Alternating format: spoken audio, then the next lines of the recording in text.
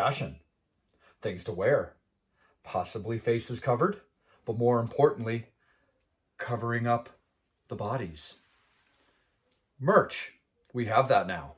We are very, very excited to announce that Vampire and the Devil have partnered with our friends at Rockin' Horror Apparel. They are now taking care of the actual merch, the exclusive merch for the Vampire and Devil podcast, modeled by our very sexy devil right here. Oh, yeah. But we have all kinds of goodies to share with you. Got the hoodies, we got some shirts, we got some tanks coming up, we got some booty shorts, we got all the stuff you want to wear from the Vampire and Devil podcast, thanks to Rockin' Horror. Horns up, fangs out.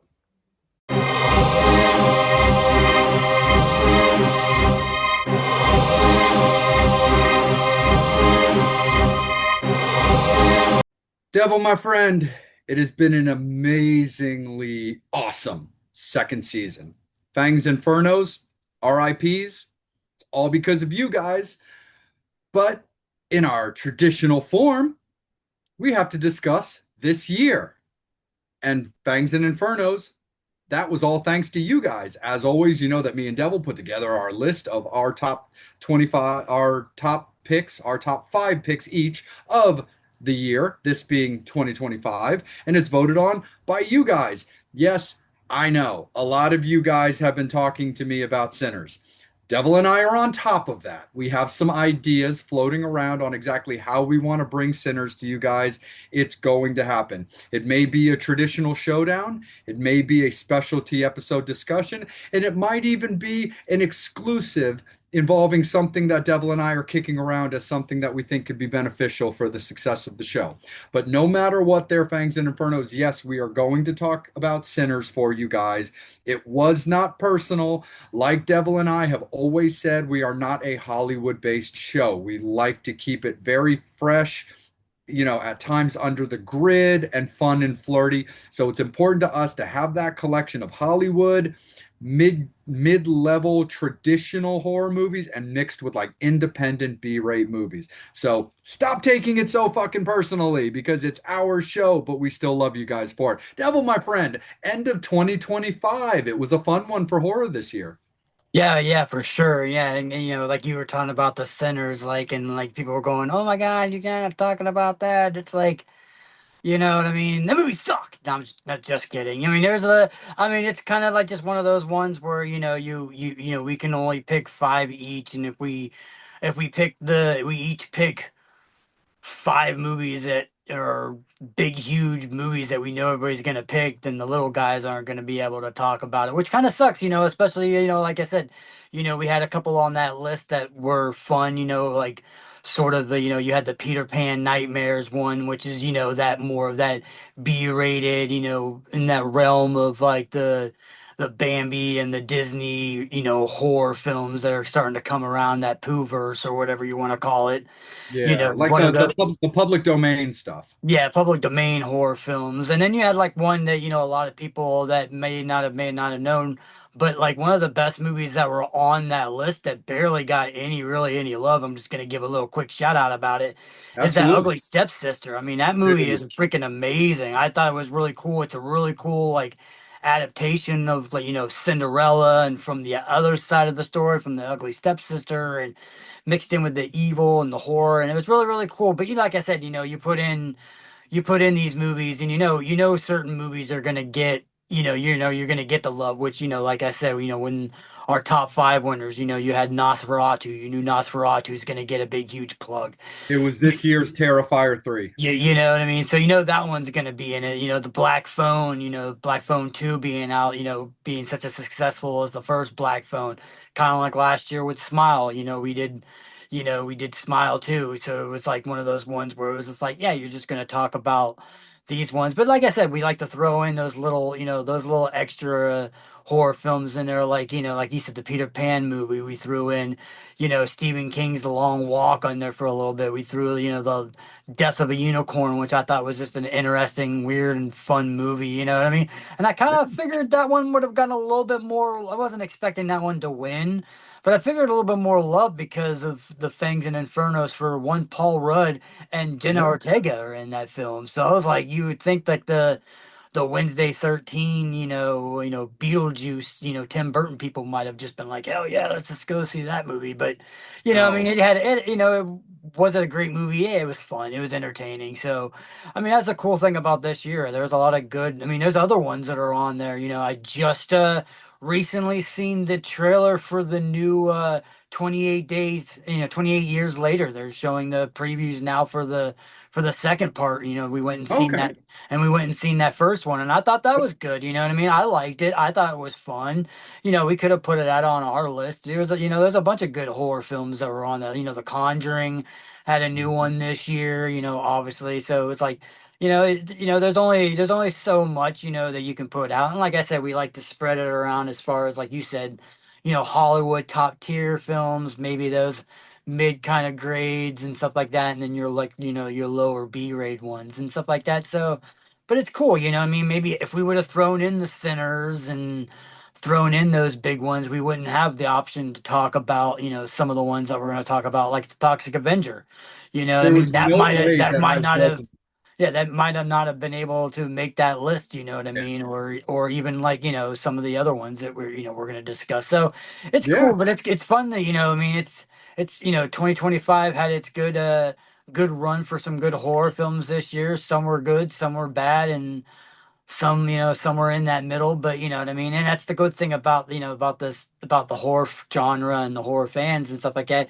Even when we discuss some of these ones, you know what I mean, like a lot of these movies, Nosferatu, which is kind of surprising, Nosferatu getting as much love for Yeah. one us to talk about, but yet so many people bitching and complaining about that movie as much too. So you would think that that movie This wouldn't is have gotten Vamp as much included. love.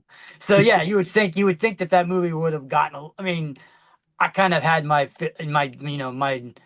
instincts saying that Nosferatu was definitely going to be one of the top five before we started the voting. But then again, like I said, just from going out and talking to fans and talking to, film directors and, writers and other people at cons and stuff like that, it's, Nosferatu has like a love hate. So, yeah, it was surprising to see that one. But yeah, we're just, it's been a good year, and we're gonna dissect and let everybody know what we felt about the five that won. And like I said, some are gonna be nice and some are gonna be naughty. But that's 2025 for you. Absolutely, for sure. No, exactly, Devil. Because the fact of the matter is, like, for me personally, only speaking of myself, there's no way on God's green earth that I wasn't putting the Toxic Avenger on my top five for voting. Like, we're both trauma people. I love Toxic Avenger.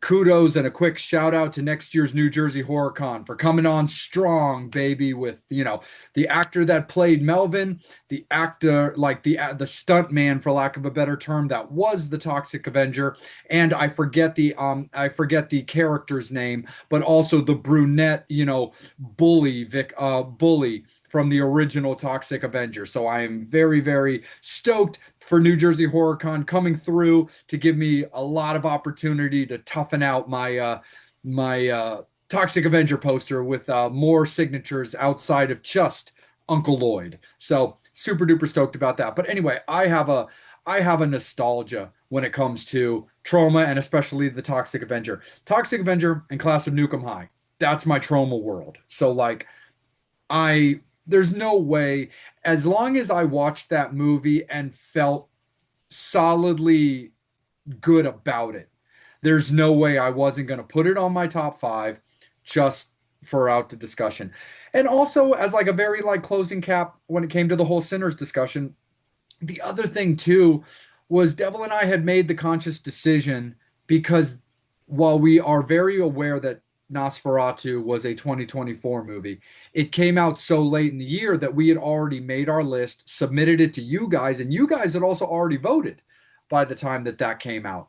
So we've also since made the decision that if there's a late year movie that comes out um after we've done our end of year, that we felt is worthy of your votes, we're going to include it automatically. That's just a decision that Devil and I have made. You know, in determinations of 2025, there's a possibility that in 2026 we're gonna have to put the Return of the Living Dead, because that's supposed to come out this year here soon, Yes. shortly. So depending on how well that movie does, that may be on our 2026 one. Even though, Mhm. like you said, it's just the any movie that comes out towards that end of the late, you know, November, you know, mid to late November or December. Obviously, we don't have enough time to watch it and To go record it, back. yeah, and try to get it out before, right before, you know, where this when this episode comes out. So yeah, for Yeah, have sure, us you know.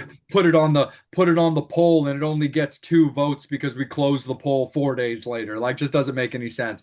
But then and also it's one of those things as well where for you guys as well, you know, it's funny coming from me, but we also don't want to oversaturate the voting since there's only 10 spots for something that falls into the same category. And in this case, vampire movies. Look, you guys know me. I'll talk vampire movies all day and all night. But when it comes to voting and giving those slots and that love to other movies, just like Devil said with Death of a Unicorn and The Ugly Stepsister.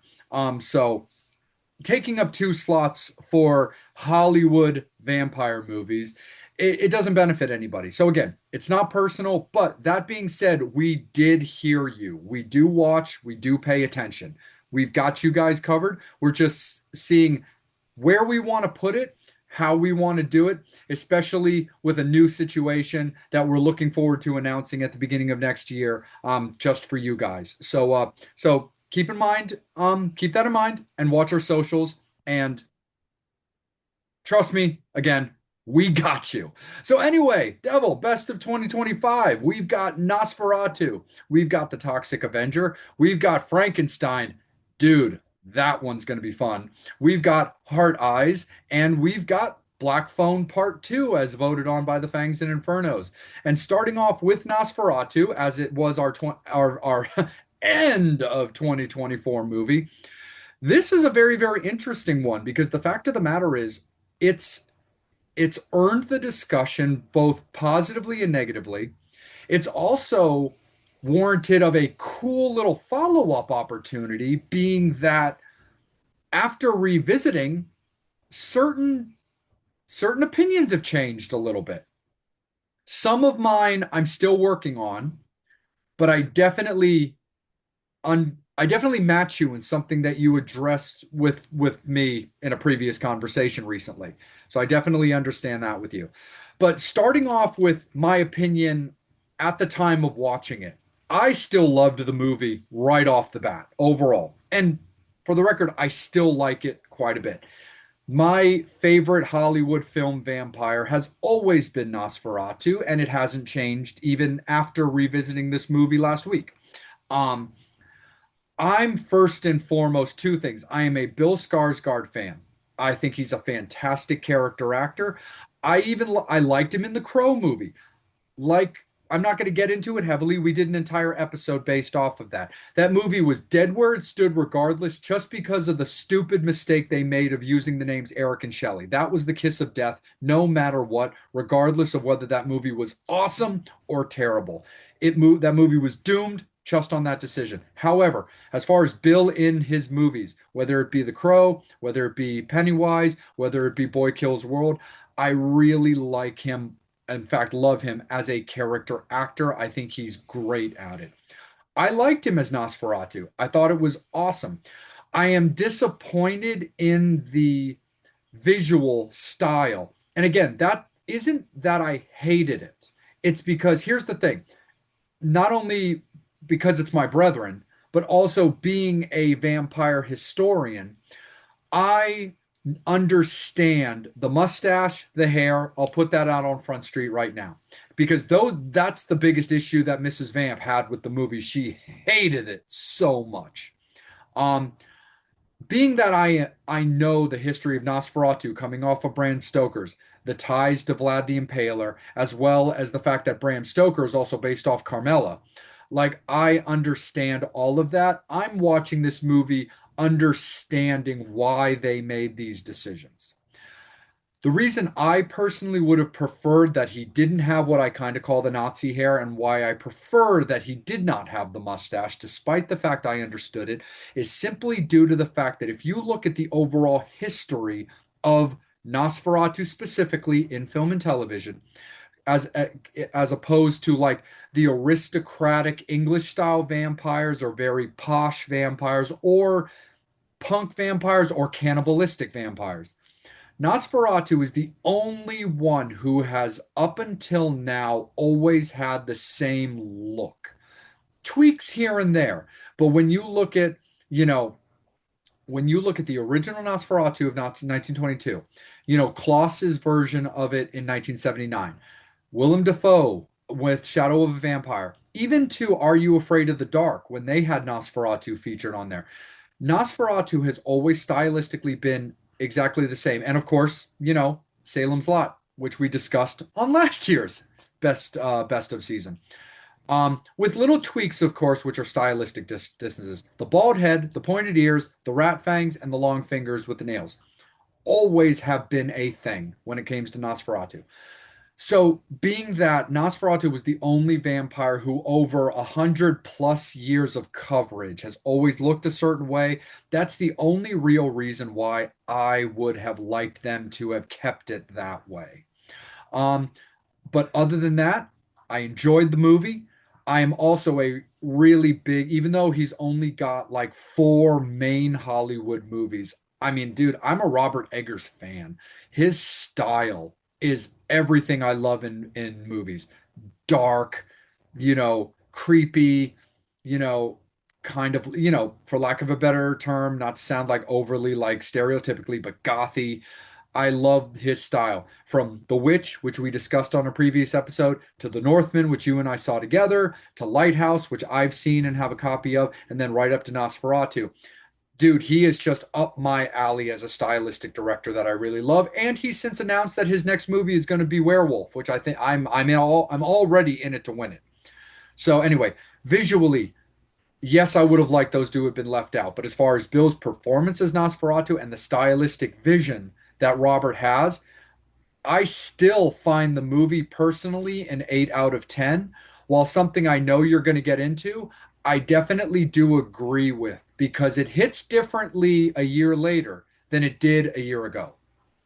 Yeah, for sure. I mean, the one thing that I'm kind of questioning about whether why they did it, and what they, with Eggers, why he decided to go that way. Because they did, like, a lot of people that know, the promos that they were showing before the movie showed Skarsgård in full normal Traditional. Nosferatu traditional view, and I think it was 100%. kind of like wondering, like, I wonder if he just was like, you know what?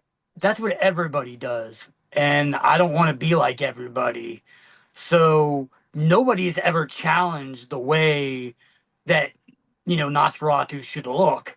Other than, like you said, other than little tweaks, it's always been that traditional look. And he's just like, maybe I'll just go against the grain and see, and whether or not it's a choice that, that he should have made, or a choice that he didn't make. Obviously in the long run, it's done. The movie's already out, and there's no take backs as far as that. So I'm like, to me, I get it. Like I said, I wasn't too mad about it. Like I said, it's just because, like I said, the when you're so used to the look, and then you see that mustache, it's just very comical to a Yeah. point where it's not meant to be comical, but just because it's like, like our buddy that I can't remember his name, and our art guy that we've gotten the Nosferatu stuff, where he's got the, JM. yeah, but he's got the one art that I liked, that was Nosferatu with the fake mustache on a stick, and to that, to a point where that's where it kind of, like I said, I don't think nobody meant it to be comical, but it, Yeah. it just was comical. And there's other things, very, his very Skeksis sort of Dark Crystal like body that you Yeah. see towards the end, a little bit of Skarsgård, Nosferatu Wang Chung that you see a little bit in the movie and stuff like that.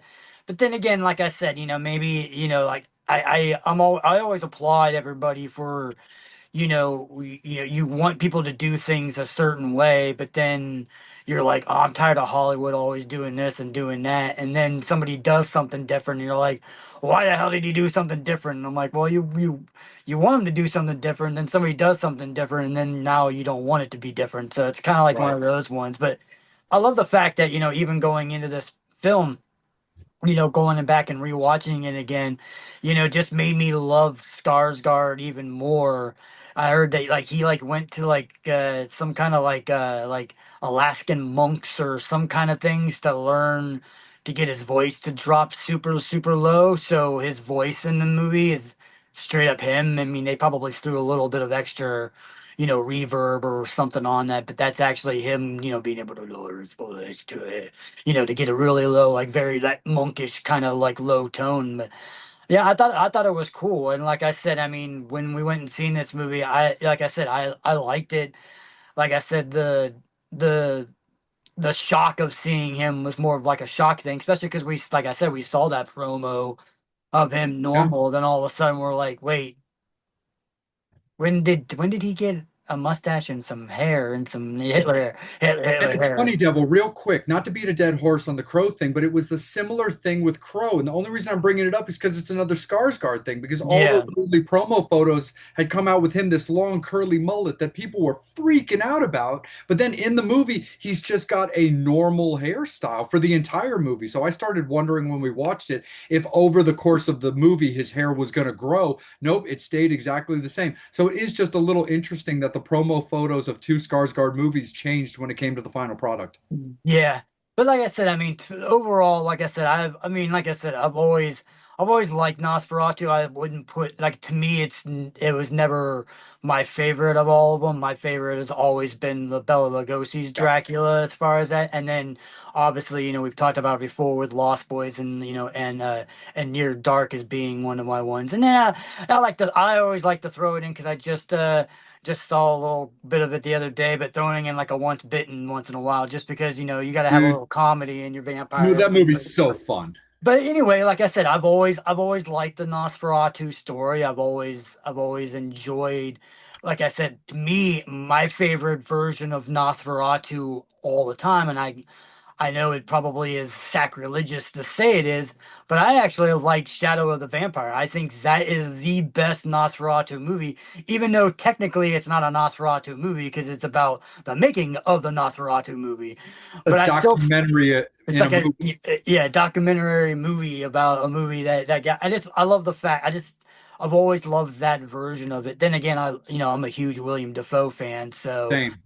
But to me, but like I said, I enjoyed this, and like I said, when we were talking about it before, it's like I enjoyed it, and then watching it again the second time, I still enjoyed it, but there were just certain things that I enjoyed more the first time, and then things that I enjoyed better this time. And like I said, I remember it being a longer movie, but for some reason, this time watching it, it just seemed like it was dragging a lot more on this version of this time of watching it. And this would have been watching it for our discussion, it would have been my third time seeing the film. Yep. So Same. I had watched it from the theater, then watched it one more time, and then obviously rewatched it again, for our discussion. And like I said, the even the second time it didn't feel as long as the third time.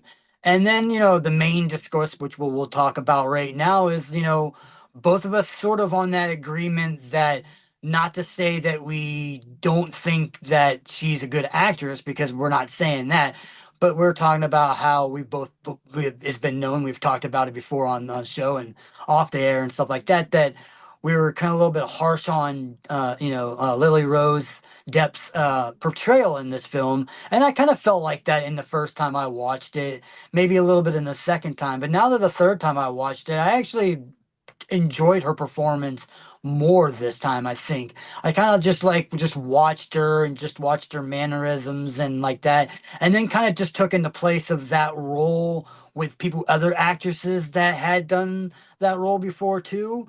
And it's very, like I said, I don't think that she didn't act just as good as some of those. It is a very kind of annoying character, to a certain point, you know what I mean? Because she's just like, oh, I keep dreaming of this guy, the whole entire time, like, oh no, but I love this guy, you know what I mean? So when you get to it, but like I said, I mean, this time watching it, I actually, like I said, I enjoyed her performance a little bit more in this. I mean, I'm not gonna go as far as saying that, I think she's an Oscar winning, actress and stuff like that in this performance. I mean, like I said, I like her.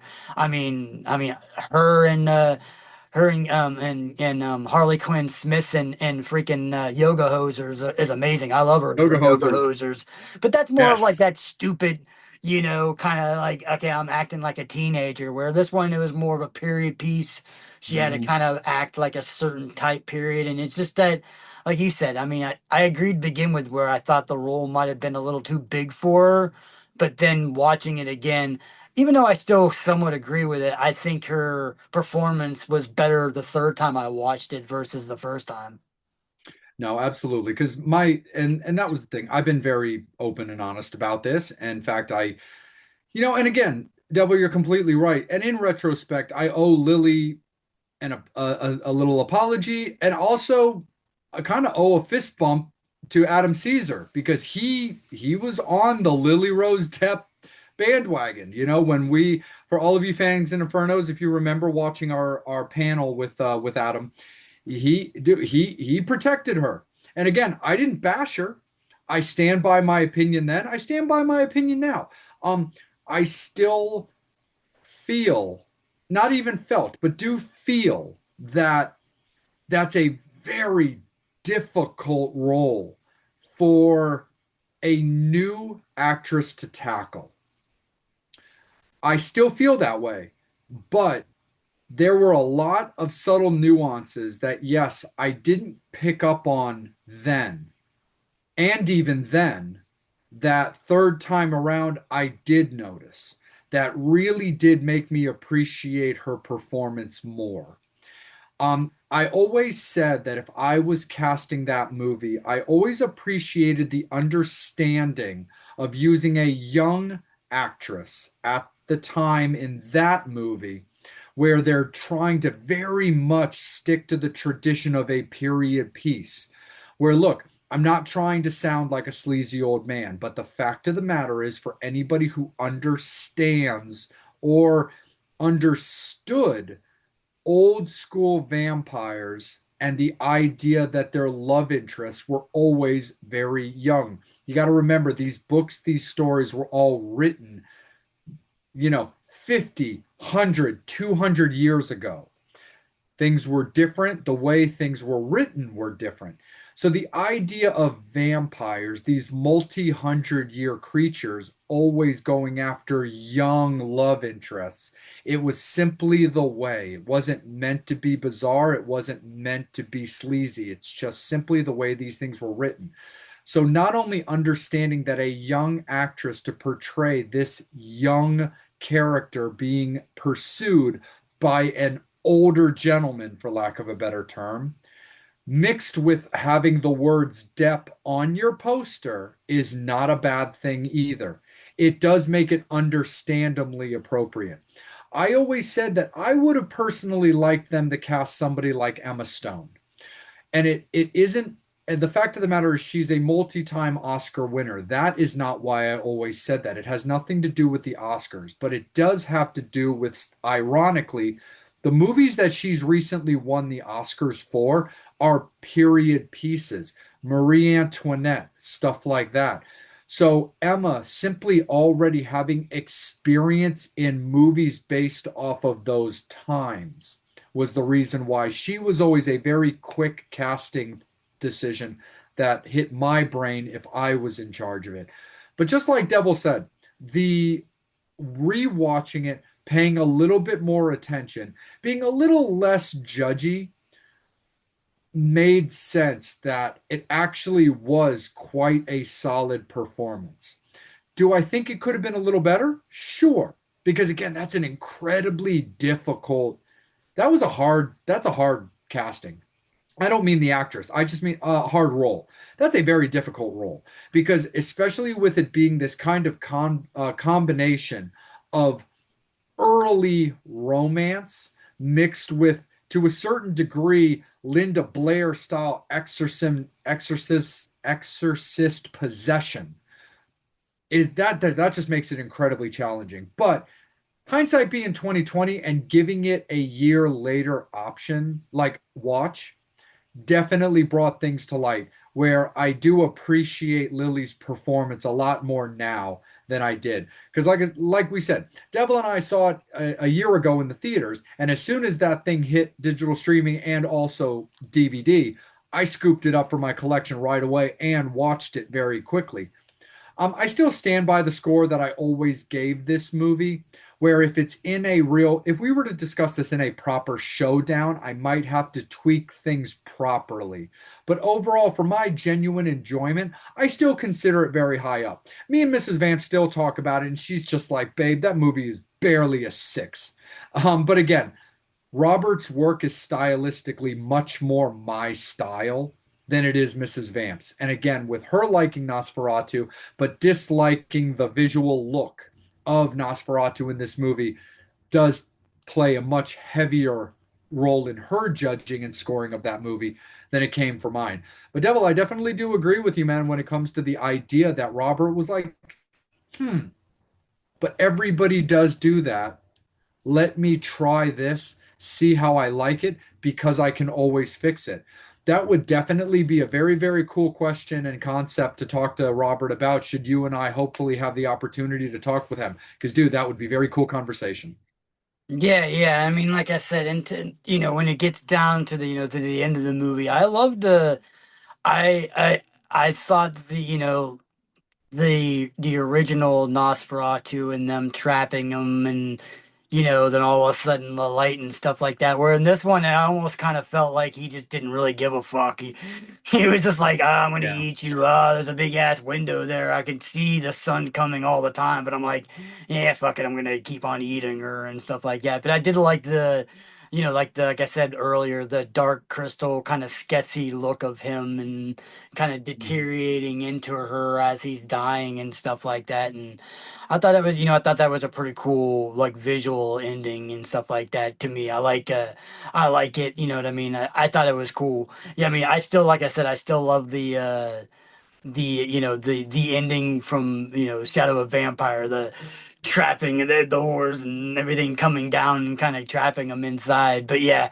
yeah, I thought, like I said, after watching it again, you know what I mean, there were definitely things that I didn't find enjoyable, a lot more enjoyable, that the watching it a couple more times. So yeah, it's definitely, like I said, my only thing was, like I said earlier, was it seemed like it dragged on a little bit more, and I don't mean that in a bad way. It's just one of those, Yeah. like, obviously, because it's a period piece. It's got to have a lot of, like, mood setting and doing all this kind of stuff, and it's got a story to tell, and all that kind of stuff. That it felt like the first time, a couple times watching it, didn't seem as long, but maybe because now I kind of know where everything is. It just seems like it's taking longer to get to A to B to C to D. Or before, I didn't know where C was or D was or E was yet. So it kind of kept you into it. But yeah, overall, like I said, I still, think it's, one of the best movies that came out. I mean, I know we're discussing it in 2025, but it was one of the better films that came out in 2024. And I'm interested in seeing what Edgar's gonna do. I'm interested in seeing the new they've been showing the new trailer for the new Dracula movie that's coming out soon. So be cool to that. That'd be cool to see, like I said, the news where he's gonna do a werewolf movie. So I think that'd be interesting. Hopefully he doesn't do a completely change of like a werewolf versus like the mustache and, Right. and the werewolf is wearing like assless chaps or something like that, or There's a small part of me that's like almost prepared for that, but yeah, like Devil, I wolf am cop, damn like some kind of sure wolf cop shit. I'm damn sure not rooting for that. Yeah, No, absolutely there, my friend. Let's move into our next movie as chosen by the Fangs and Infernos, and let's get a little comical. Let's get a little bit B-rate horror, man. Let's talk about, Uncle Lloyd, and we've got Toxic Avenger. This was an interesting thing because this movie had been something that you and I had been hearing about forever. when it came to the casting, when it came to the style. Lloyd Kaufman was absolutely involved in this movie, 100% he was. It just wasn't technically a Trauma movie. It just wasn't technically a Lloyd Kaufman movie, but he was consulted, he was a producer. He definitely had his finger on the pulse when it came to this movie because if you for any of you Fangs and Infernos or that are interested in Trauma, if you're not already fans, if you go to the Trauma socials, you'll see that this movie was always promoted. So it's not like this movie was something that somebody else like, convinced Lloyd to give the rights to, and they went out and did their own thing. This was always signed off on. This was always supported by Trauma, which was super duper awesome. It was a very, very interesting movie. I remember when you showed me the trailer on this because I don't do trailers, and I was always very like a little uneasy about wanting to watch this, and I was a little bit judgy when it came to the casting. It has nothing to do with Elijah Wood, who I think is great. It has nothing to do with Kevin Bacon, who I think is great. It has nothing to do with Peter Dinklage, who I think is great. However, I'm very loyal to the Toxic Avenger and always have been, and I've always stood by and loved the fact that the franchise was always based around this less than average sized person turned into this monster of like superhuman strength and stuff as now this like your friendly neighborhood toxic, we love the toxic monster, you know and all of a sudden they're flipping the script where the Toxic Avenger is now being portrayed by a little person. And while he still has the superhuman powers, the strength, he's still of small stature. And don't get me wrong, Fangs and Infernos, I'm not judging this in any way when it comes to the community. I'm simply acknowledging the fact that you have a character who has four feature-length movies and a cartoon television series that have always portrayed the character a certain way. Kind of like what I said about Nosferatu when it came to the stylistic vision. There's a long history of this. It's kind of the same concept. But look, when it came to watching the movie, I really enjoyed it. I had a really good time watching it. I thought Peter did just fine. I thought it was great. I liked Elijah's kind of creepy, almost kind of Danny DeVito, Tim Burton's Penguin feel to the character. And, Kevin Bacon's portrayal of just kind of that Tromaville dick. I enjoyed it. Like, I would watch the movie again. I have watched the movie since because I watched it when it came out on DVD and I watched it in preparation. I'm gonna watch it more. I like it just fine. It's a good time. I I think you're gonna get into this a little more in detail. There are parts of the movie that I do question if they're gonna age well, but overall, I don't personally have anything bad overall to say about the movie. I thought it was a good time. It was definitely different from what I'm used to, but I really can't say that when the credits hit, I was mad because I wasn't. Yeah, I mean that was the thing about the when I found out that years, I mean we've been waiting for this movie to come out. It was through they showed like a showing of it at like Sundance or Cannes or something like that, but nobody would pick it up. So we were like, oh shit, man, like are we ever gonna be able to see this? And then eventually, we got the light. We're like, oh hell yeah, man, it's gonna be in theaters and it's gonna come out. I'm like, hell yeah, and I'm like, oh cool. But like when I first heard about it, I'm like, Peter Dinklage. I mean, like I said, I love Peter Dinklage. I'm a Peter Same. Dinklage fan. So I'm like, okay, that's kind of interesting. I mean, Melvin in the original one is skinny, nerdy guy. Okay, maybe you make him like a short person, and and he goes and like okay, and then I'm like okay, so when he turns into Toxic Avenger, does he become this big, huge Right. monster? And then all of a sudden you see that it's still it's not Peter Dinklage playing the part because I read something about where he was talking about where I think it was like another actor, but I think it was actually a female that played him that did the all the makeup and all and things like that. But yeah, I was like, I had heard that Peter's got a little bit of claustrophobia when it comes to heavy prosthetics. yeah, yeah. So I'm like, but I'm like, okay. So I wonder if that was like to me. I'm kind of wondering if it's a conscious thing where There was two routes to go. The more comical route where, obviously you have Peter Dinklage's size and then he turns into Tox Avenger and now he's like an 8'5" guy or something like that, which would be kind of funny. But then it's like, are you are you poking fun of the community or something like that, where at least if you make it a short short person and then Toxic Avenger turns into a short person too. So it was kind of, I was always kind of like, it's a question, the wondering about that. But yeah, I mean, I think Peter Dinklage's character and him as Toxic is great.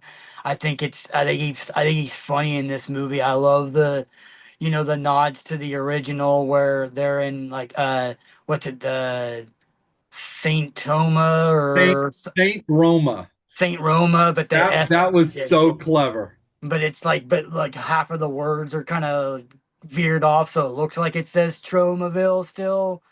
So it was like that was kind of cool. I love the fact that that's obviously the Toxic Avenger. Obviously you got to have the toxic waste. I do like I do like the newer. I mean, as far as like liking older stuff versus the newer stuff, I did kind of like the mop in this version. I thought that was pretty cool, where the mop is like a weapon that has like supernatural like Yeah.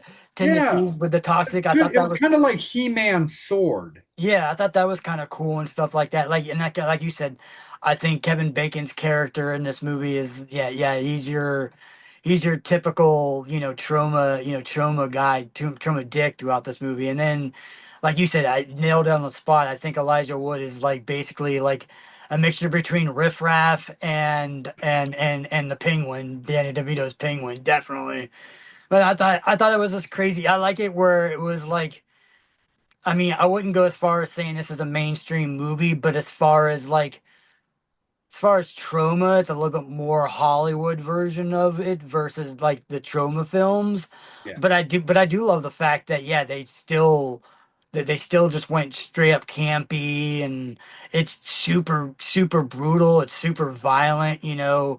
Yes, it's a little bit more CGI-ish than the original one, obviously, because they didn't have CGI in the 80s, so you basically just had to like smash a pumpkin that had a face drawing on it that looked like it was the guy's face or something like that. You know what I mean?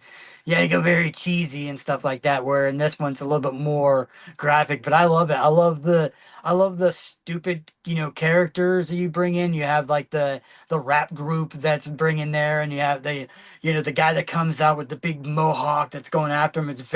He's very Class of Nukem, Yeah. very very trauma like, and then you have the one guy that's like rapping the whole time, like, yeah, yeah. And then my favorite character is the parkour ninja that just Yes. jumping all the time, and he's like, nailed it, yeah.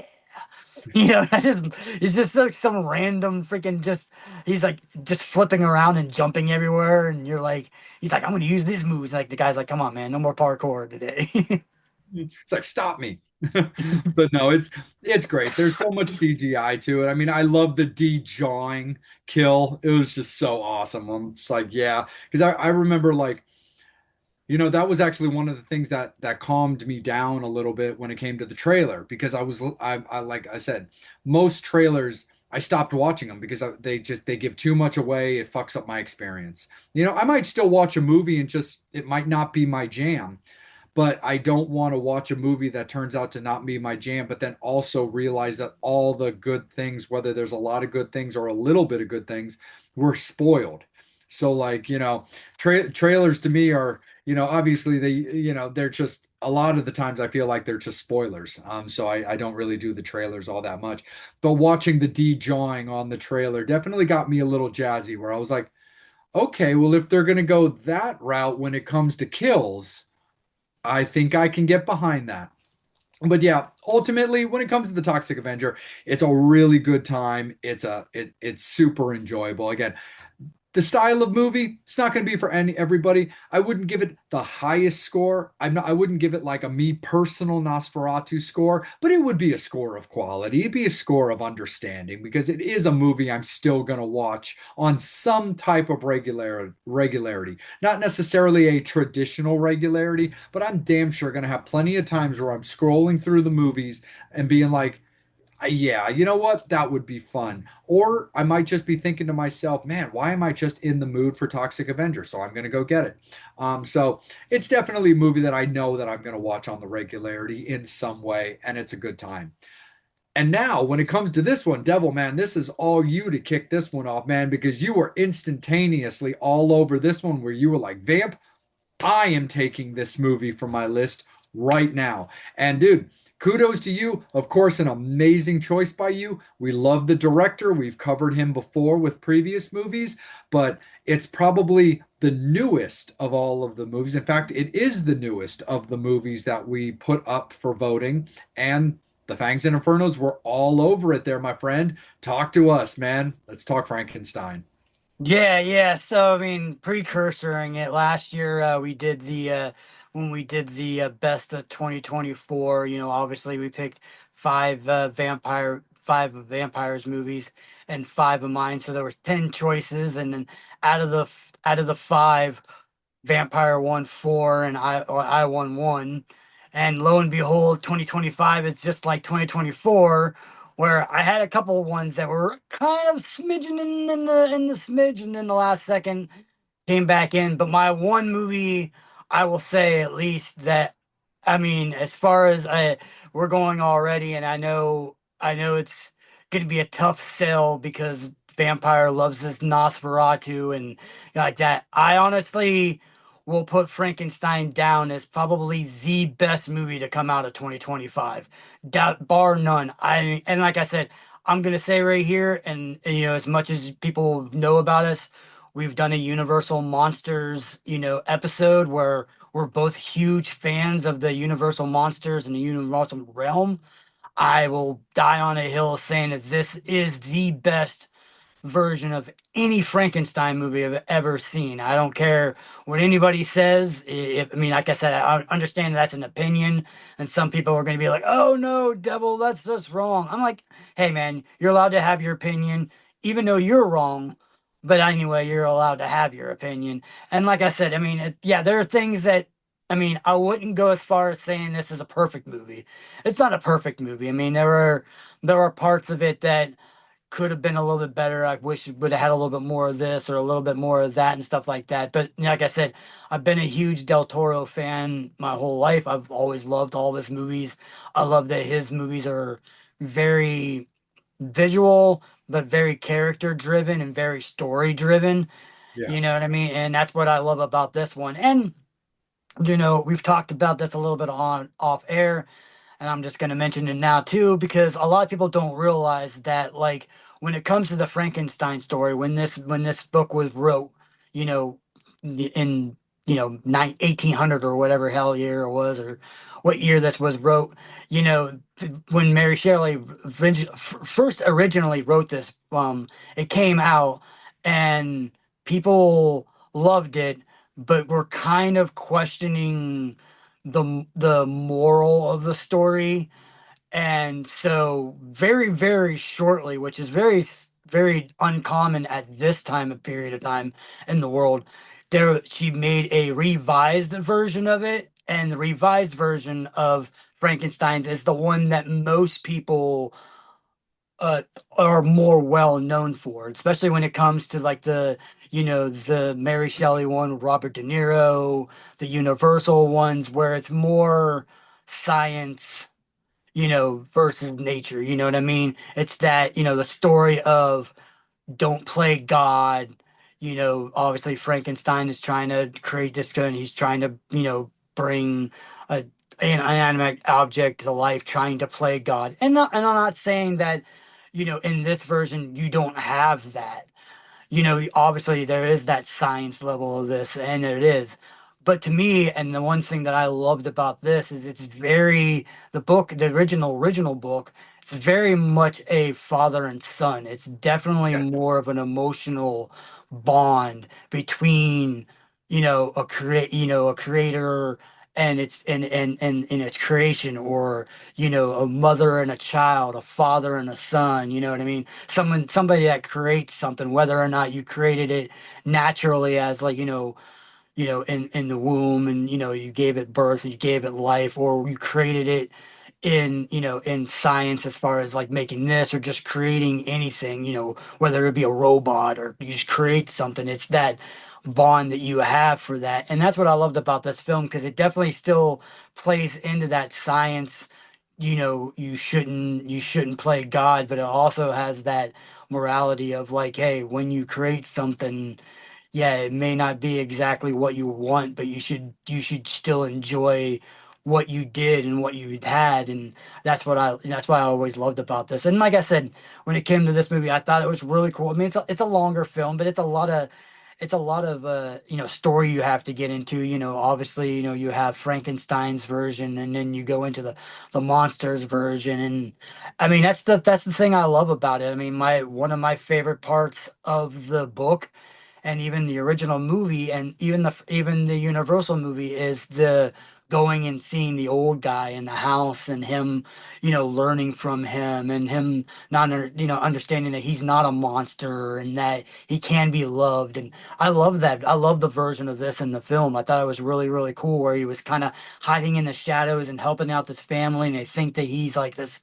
Norse god or something like that. So they think that it might be this. And then obviously the guy's blind and he's like, hey, come in, break bread with me. I don't have much, but we can share whatever food I got. We can share whatever drink we have, a company. We can redo each other. And he starts, for the first time in Frankenstein's life, he feels like somebody can love and he's getting that feeling of having family or somebody who cares about him.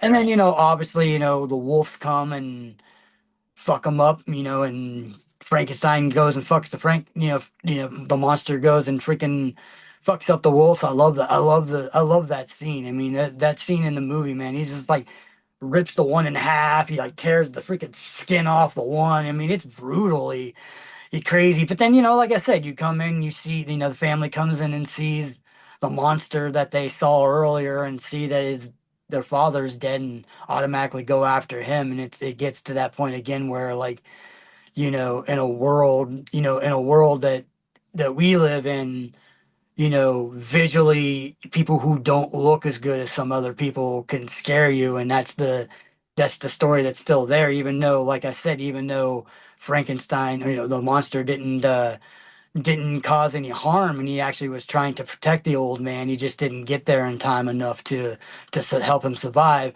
which is crazy because you see all the wolves that are dead. That you think the family would be like, okay, maybe the wolves did it, but hot-headedness, they go after him and try to kill him. But yeah, I just think that when it comes to that part and with the visual of how he looks. A lot of people didn't particularly like that. I thought he looked cool. I thought the I thought he cadaver looked look, cool. yeah, I thought the cadaver look was really, really cool. I love the fact that, like, when you see him after he blows himself up to prove that he takes the dynamite and blows himself up to prove that he can still survive it. He's got, he's bone and ashes and burningness, and he's got fire, and his eyes are more fiery red. I love how he kind of adapts to that, even when he's in the water and he's freezing. His body adapts to that kind of stuff. I think the look of him was amazing. I think the actor that they got was perfect. I think the visuals were perfect. Like I said, to me, I mean, other than like I said, I mean, what else is not to love? You got Mia Goth in this whole entire movie. You got Christopher Waltz's character is amazing in this film. Yeah, like I said, it's just crazy how when this movie was gonna come out, I was like, okay, cool. I'm looking forward to Like I said, I like Del Toro's films. I'm looking to Frankenstein, but I was gonna be, I was never really expecting it to be you know, I mean, all honesty, I may even, I mean, I don't even know if I should say it. I may even put this as probably my favorite Del Toro film ever. You know what I mean? Yeah. I mean, between that and maybe Pan's Labyrinth is kind of in that same ballpark. But yeah, I mean, They could fight. They could fight it out, definitely. yeah, so to me, it's but to begin with, I was like, okay, it's gonna be good. I see it being, as good as some of the other films he's done. I'm a Hellboy fan. I'm a Shape of Water fan. I love a lot of his films that he does. So I mean, I wasn't, I was going into it thinking, it's gonna be a good film, but it definitely was a way better than, exceeded way past my expectations of what Del Toro, to the point that I think that Del Toro and this new world of Universal monsters should just belong to Del Toro, at least for a second movie. Let him get one more, see if the magic is still there. If he does, he should Technically, it own would be Universal. three, Devil. Yeah. Technically, it'd be three, Devil, because Shape of Water is the closest thing we've had to a creature from the Black Lagoon. Well, yeah, exactly. So I mean, so it's like, maybe maybe this is his world, man. They're in that world of talking about, obviously they came out with the werewolf movie, the almost said werewolf movie, the not the werewolf movie, the Invisible Man. Invisible Man movie that came out, and then all that's kind of, this new legends of bringing back the Universal monsters Maybe let kind of stuff. Guillermo tackle the Mummy. Yeah. So I'm looking forward to seeing what it is. But yeah, go ahead and say what, talk about how you felt about the Frankenstein film.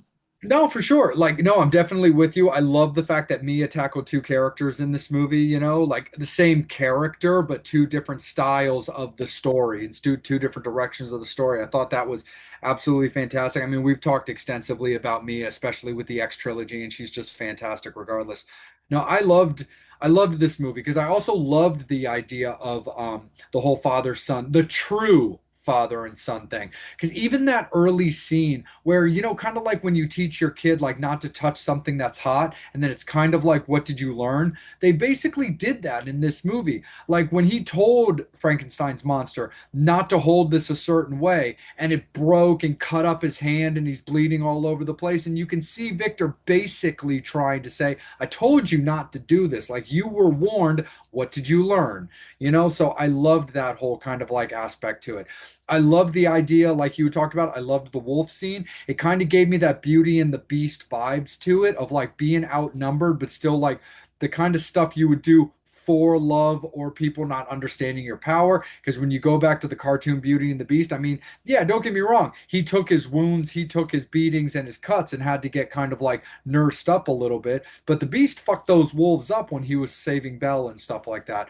But I love the style of that. I liked the opening scene a lot, where I loved the idea of like the shipmen trying to get there, like knowing they had to free their ship because they knew where they were going, but trying to free their ship, and then having this like character coming out and they're trying to shoot him down and it's not working, and he's just going scorched earth all over these characters. He's like he did this one thing in that opening scene where he like punched this guy and he like folded up backwards like a lawn chair. Yeah. And but it Just wasn't stayed there too. yeah, but it wasn't in like a goofy campy way. It was just this slow back arch and stayed there and then just kind of folded over type look. And then just other classic scenes where you just see him fucking chucking guys that are just slamming into walls, and when you just know they're dead, you're just like, damn, he broke this one dude's arm where you saw it turn into like a nunchuck or like a slinky, because that thing went like down and backwards, like a fucking pinwheel. It was just weird.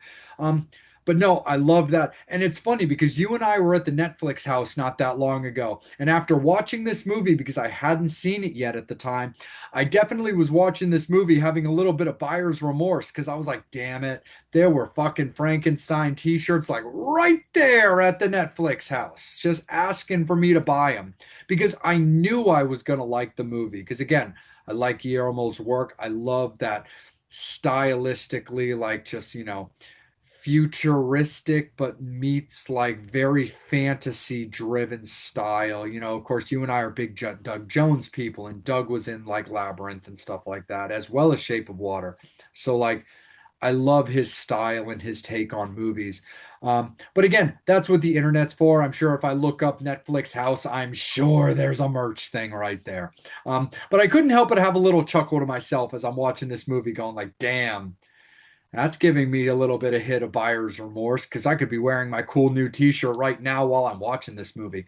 But I really did like the idea of the movie. I love the style of it, also with the whole wanting to be loved but mixed with misunderstanding. Because one of my favorite movies of the original Universal Monsters Frankenstein movie is the scene with the little girl where Yeah. he's just trying to play with her. He's not trying to hurt her. He's not trying to do anything. It's just kind of like what you do with your own kids or what you do with your friends, and a one, and a two, and a three, and chucks her into the water, just trying to be a lovable character. How's he supposed to know that she can't swim?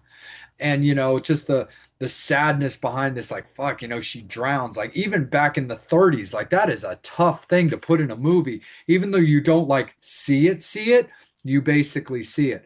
But I love the fact that there's traditional aspects of the early Frankenstein movies. Again, just like you said, I love the way they made the Frankenstein monsters look. I like the fact there was more of a cadaverous human aspect, where, no disrespect to the earlier stuff, because of course we love Boris Karloff. We love our Fred Gwynn and the Munsters. But, having that more traditional, for lack of a better term, campy look, I actually was always, while I know that the movie is not the most fondly looked on movie, but the way they tackled things like Frankenstein and things like Van Helsing, and what I like the idea of different aspects, just like we said with Nosferatu, the idea of like a different person's vision of the character, humanizing them a little bit more, since that was technically more of the purpose of the playing God, was trying to make a human. Even to a certain degree, Frankenhooker had a little bit more of that human aspect to the Frankenstein character than Frankenstein did, where again, it was more that campy monster. But then as the years go by, people really tried to more humanize things. But no, I'm definitely with you on that. And you're definitely have an argument and a right too, man. You definitely, if we had the opportunity, it just wasn't the way that the season ended up working, also mixed with the where Nosferatu came out versus when Frankenstein came out. You have an incredibly valid argument that there is a very good chance that if we were to do a follow-up Universal Monsters and modernize it, where we did Frankenstein versus like Nosferatu, understanding that Nosferatu is not a universal monster version of Dracula technically, but stylistically, I think that would have been a very, very good showdown of a lot of back and forth on it. I definitely can't argue against the possibility that a very strong 8.5 to 8 victory for Frankenstein, no guarantees it would have been there, but at the same time, no guarantees that it wouldn't, because this movie is so strong with such a unique, like, detail driven story behind it, that there is just so much strength to this movie. And I'm definitely with you. I would have to watch a series of Guillermo movies. I don't have to watch them all, but I would definitely have to like pull out maybe 4 to 5, but well, besides Frankenstein, 3 to 4 other Guillermo movies. Watch them. There's a good chance that I might be with you, where I'll be like, yeah, it might be my number one. If not, it's my number 1A or two in the Guillermo del Toro world. I really think he killed it. I thought Mia was fantastic, and I thought the overall casting was just fucking bulletproof, dude. Yeah, yeah, for sure. I'm like, and my favorite two parts too of the movie that I always found really great, with the one with me about Mia, where she's her character is so crazy, and like the fact that she's in love. At one point she's in love with Victor Frankenstein's brother. Then she's sort of infatuated with Victor for a while, even though Victor is definitely more infatuated with her Yeah. than she is of him, but she's still playing around with him. You know that she's, slinging that coochie, over that towards him, Dance, batting those puppets, eyes and, dance. playing around with him. And then ultimately flirting and doing her way towards the monster, and even to the point to whenever she gets killed, he takes it with her, and brings her in and stuff like that. And she basically said that like she's been waiting her whole life for someone like him. So I'm just like, damn girl, man, how many guys' lives are you gonna ruin? Because like theoretically the brother dies, Victor dies, and the monster dies, and she dies. So she basically killed like Yep. 3 people, all with the power of her vagina. Yep, pretty And much. and then and then my other part of the fight that I thought was really funny was, yeah, when Victor's getting mad at Frankenstein, at the monster, and he's just like, I'm gonna burn this whole place down unless you say something other than Victor. And he's like, do anything, you could say anything. And he says freaking, Mia's character's name. And I think that was like the funniest, best part of the movie, just because it was like, of all the damn things you're gonna say her name with how much of, how much infatuated that he is with her. Like, oh, no, you're not getting anywhere near that. Oh, you like her now? Now I definitely got to destroy you because Yeah. I'm already fighting her with my brother.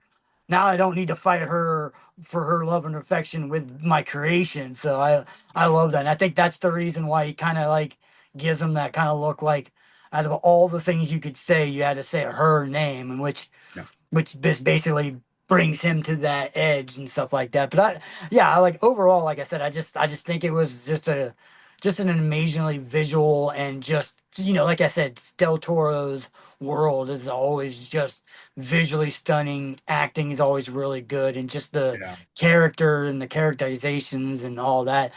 Like I said, I mean, yeah, it's insane. I was completely blown away way more than I thought I was going to be. Totally. Like, yeah, you could have said fire, you could have said flower, you could have said murder, but you chose that. Like for real. Like you get it, like get off, in the words of Jay, get off my Kool-Aid, motherfucker.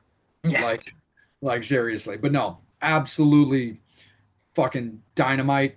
Probably probably out of the top five voted on by the Fangs and Infernos, probably easily in the top slot for sure. Just everything about this movie is so just strong and so well designed and so just well executed. And again, no disrespect to Nosferatu on that because I still consider the score very, very strong. But there's just something about the magic that really did come through in Frankenstein that definitely has it up there for sure. So it definitely would have been an interesting showdown, but everything that Devil has said about the way this movie was executed and designed definitely gives it up there, if not the place, when it comes to, that type of discussion for sure. Now, unfortunately, we're going to plummet down a little bit. So let's talk a little bit about Heart Eyes. Now, when it comes to Heart Eyes, here's the thing. I don't regret for a second putting this movie on my top five to be voted on by the fans.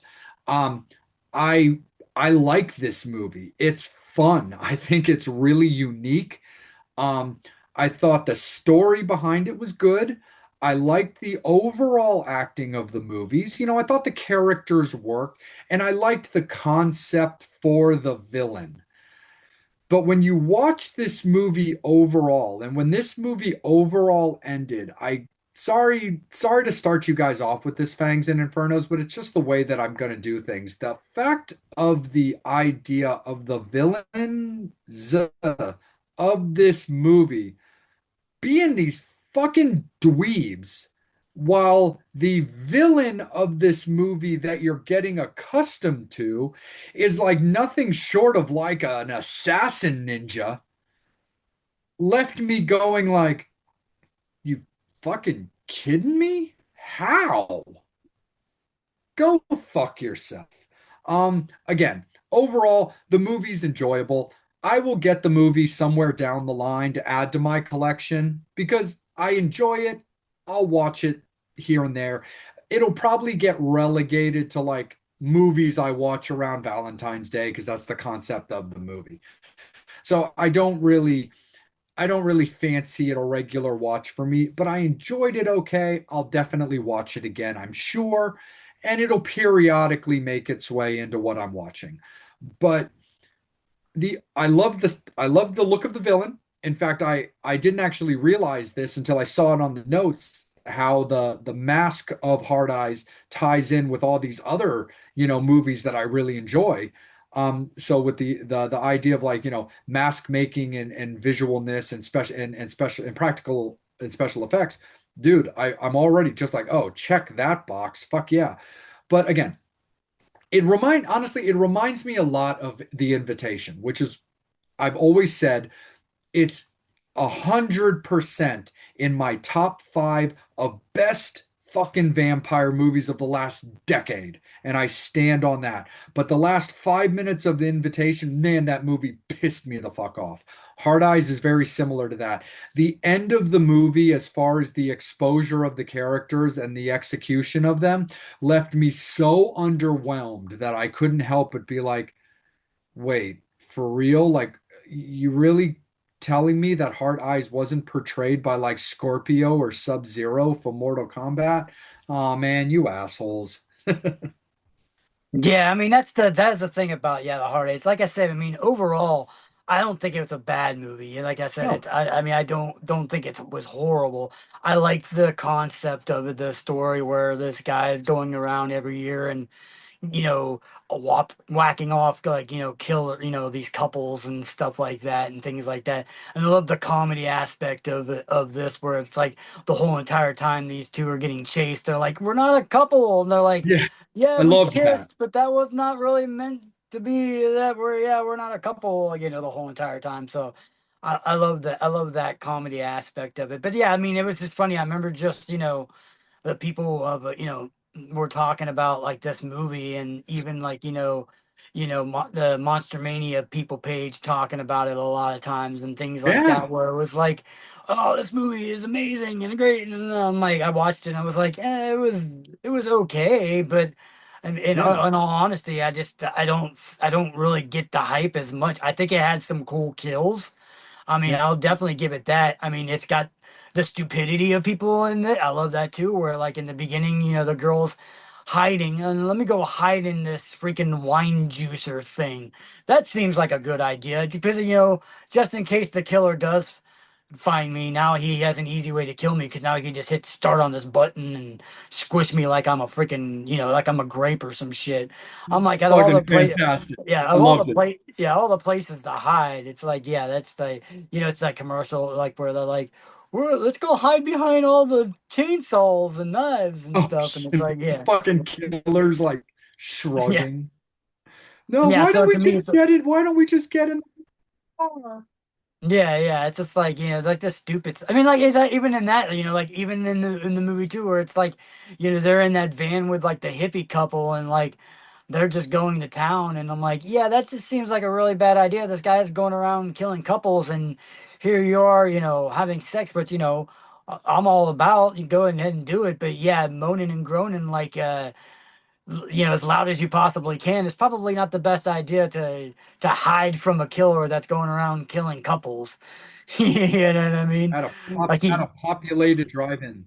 yeah, at a drive-in and stuff like that. So it's like, it's fun. Like I do like like you said, the ending of like, oh, who did it? The thruple kind of idea, and it's like, oh, okay. And then, like I said, the couple being skinny, scrawny little punk little dude and chick, and it's like, what? Where was the badasses that were like freaking being able to do all this, like you said, all this assassin ninja moves and things like that. I do like the fact that the girl gets beheaded by the sword of the That saint. So I kill thought is the that was best pretty one cool. of the movie. So I thought, That yeah, I thought that was cool. But like I said, overall, I thought the movie was fun. You know what I mean? It's a Valentine's Day movie. You know what I mean? I put it up there with in the realm of like My Bloody Valentine and all those. yeah, Even those movies were campy and stupid, but it was entertaining enough where you could watch it and be like, oh, yeah, this is fun. It's like I said, it's not a movie that I'll probably go and watch all the time, but yeah, if it's getting around Valentine's Day and I want to watch a Valentine's Day horror, because it's not like there's a million Valentine's Day horror films. So, I'm like, I'll throw that. I mean, there probably are. I mean, there's if you want to watch really, really horrible Valentine's Day, that's the thing that I talk about with this one. As bad as people think it is, and it's a bad. There are a lot worse Valentine's Day movies. I mean, there are probably 19 million low budget Cupid horror films that are like the worst pieces of shit you'll ever see in your entire life. Like porn actors and actresses have worked better than these people who are in these movies. So it's like, yeah, so yeah, so like when it comes down to it, even though like I said, I don't specifically think this movie's that great, but like we were talking about before with when we did our Easter film, and how the that movie is considered the top notch of Easter horror films. This is like legitimately and rightfully so is one of the Like best. the erotica like Yeah, stuff. or the rot or the rot. Even but we're talking about Rotten Tail. Rotten Tail Rotten is Tail, yeah. considered, yeah, is one of the ones Yeah. that are considered the better, Right. higher up Easter films, and Like it's like, says who? what, really? And like I said, as much as I'm bashing and don't really care that much for those hard eye movies, I mean, it is probably top three best Valentine's Day horror films that you're gonna watch. Not, No, for I sure. mean, unless you're considering like remakes and all that together, because I mean, I'm just considering My Bloody Valentine remake and original as one film right now. But Yeah, yeah, because if I'm being put on the spot, it's gonna be Hard Eyes Valentine and My Bloody Valentine slash 3D. Like yeah, that's if I'm being put on the spot for top Valentine's Day. Because I also really like Valentine just for what it's worth, because yeah, I love the cast and I overall do love the story. I think it's really solid. It's just late 90s, early 2000s traditional slasher horror. So I get it. But yeah, Devil, that's just kind of the way it is. I mean, look, again, I like that movie. It's just the end of the movie when it came to the exposure of the characters was so fucking underwhelming. But the kill of the villain female was fucking awesome. I mean, I also loved the low drawn out like as her body weight is like ripping off her head. I was like that. Fuck yeah. I was like, dude, I'll give you a top tier kill on that one on a movie that is not going to be a top tier movie. So, like, I don't have any regret putting it on my list for voting. In comparison to the other movies we've talked about and are about to close out with, there do I kind of wish that it had been voted on a little bit differently? Yeah. If I'm comparing the movies, like look, for personal love, I was surprised the Fangs and Infernos voted on Toxic Avenger. But for personal love, I was stoked that we get to talk about it. That's fun for me. But when you're comparing it up against Nosferatu, damn sure Frankenstein, and even Black Phone, which is coming off such a strong initial showing, which we're getting into now, when you look at the other movies of interest in design, Ugly Stepsister, Death of a Unicorn, might have been a little bit more interesting had the votes fall in a certain way. Even though there was a part of me that kind of knew Heart Eyes had a strong likelihood to end up on this list. And again, that's not me going like, fuck yeah, Fangs, thanks for looking out for your boy. That's coming off of all of the hype that even the con mother like not motherboards like storyboard voting whatever the hell they used to be called message boards, all the comments and conversations about this movie is one of the other reasons why I just kind of felt it had to be at least up for voting.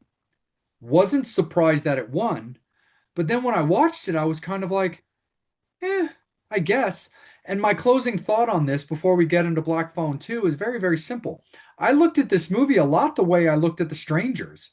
I like The Strangers. But I was hearing so much talk about how amazing this movie was, from the scare factors to how terrifying it was to the acting and the story. I remember watching The Strangers and being like, the fuck movie were y'all watching? I didn't hate it. I didn't need it right away. I added it to my collection eventually. I added the sequel to it eventually. I added chapter one to my collection eventually and was out running errands with Mrs. Vamp today and realized that chapter two had just come out on DVD. And guess what? I will add it to my collection eventually. But I don't have a drive factor to need it right this second, just like we discussed off the air. Hard Eyes will get on my shelf. It'll be there for when I want it to be there. I don't need it right this second. It's not worth $20 to me. It's just the way it is. But that being said, I do again put it as my lower movie on our list. Now, as we close out, we get to talk about Black Phone 2. you and I watched this recently. We all got together, you, me, Mrs. Vamp, we all watched it together. This movie was cool. I love The Black Phone. I think that movie was so cool, so innovative, so stylistically, visually interesting, and I really liked the acting execution.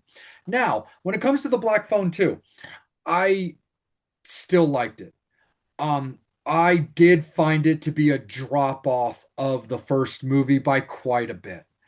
Um, I still, again, really like it. It'll be on my shelf. I I have a little bit more interest to add it sooner than Hard Eyes. But again, I don't feel the need to run out right this second and get it. It comes out as of the recording of this episode, it comes out next week. Um, I don't need it right this second.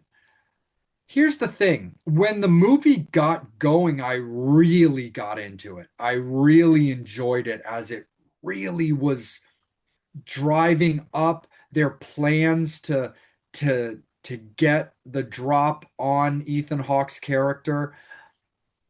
The way that Ethan was doing the kills or the injuries, I really thought that when the engine warmed up and really got going, I liked the movie a lot. But you and I talk a lot about slow burn. We talked about it in Nosferatu. We grazed over it with the fact that Frankenstein does have a longer running time as well. I really felt that this movie was an unnecessary slow burn because my biggest problem when it came to Black Phone 2 was the fact that all of these characters were very established already. And I felt there was a lot of just slow conversations and casual references to the first movie, but I really felt that the story they told in this movie and the execution of it just dragged at a pace that was more detrimental to the movie than it needed to be.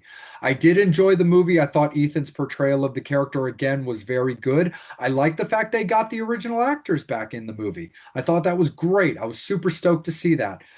But I do think that you have to commit to this movie to get over that hump if you really want to get your money's worth.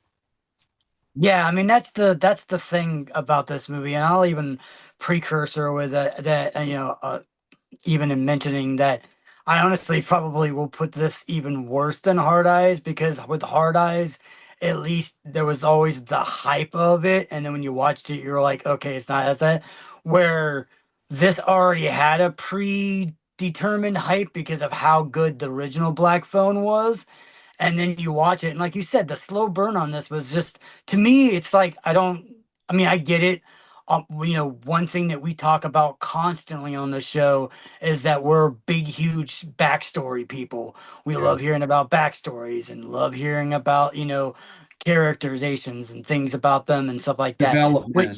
Which I get, when you're doing a first movie, you get that, whether it be, Halloween 1, or, you go to House of a Thousand Corpses, or all this kind of stuff like that.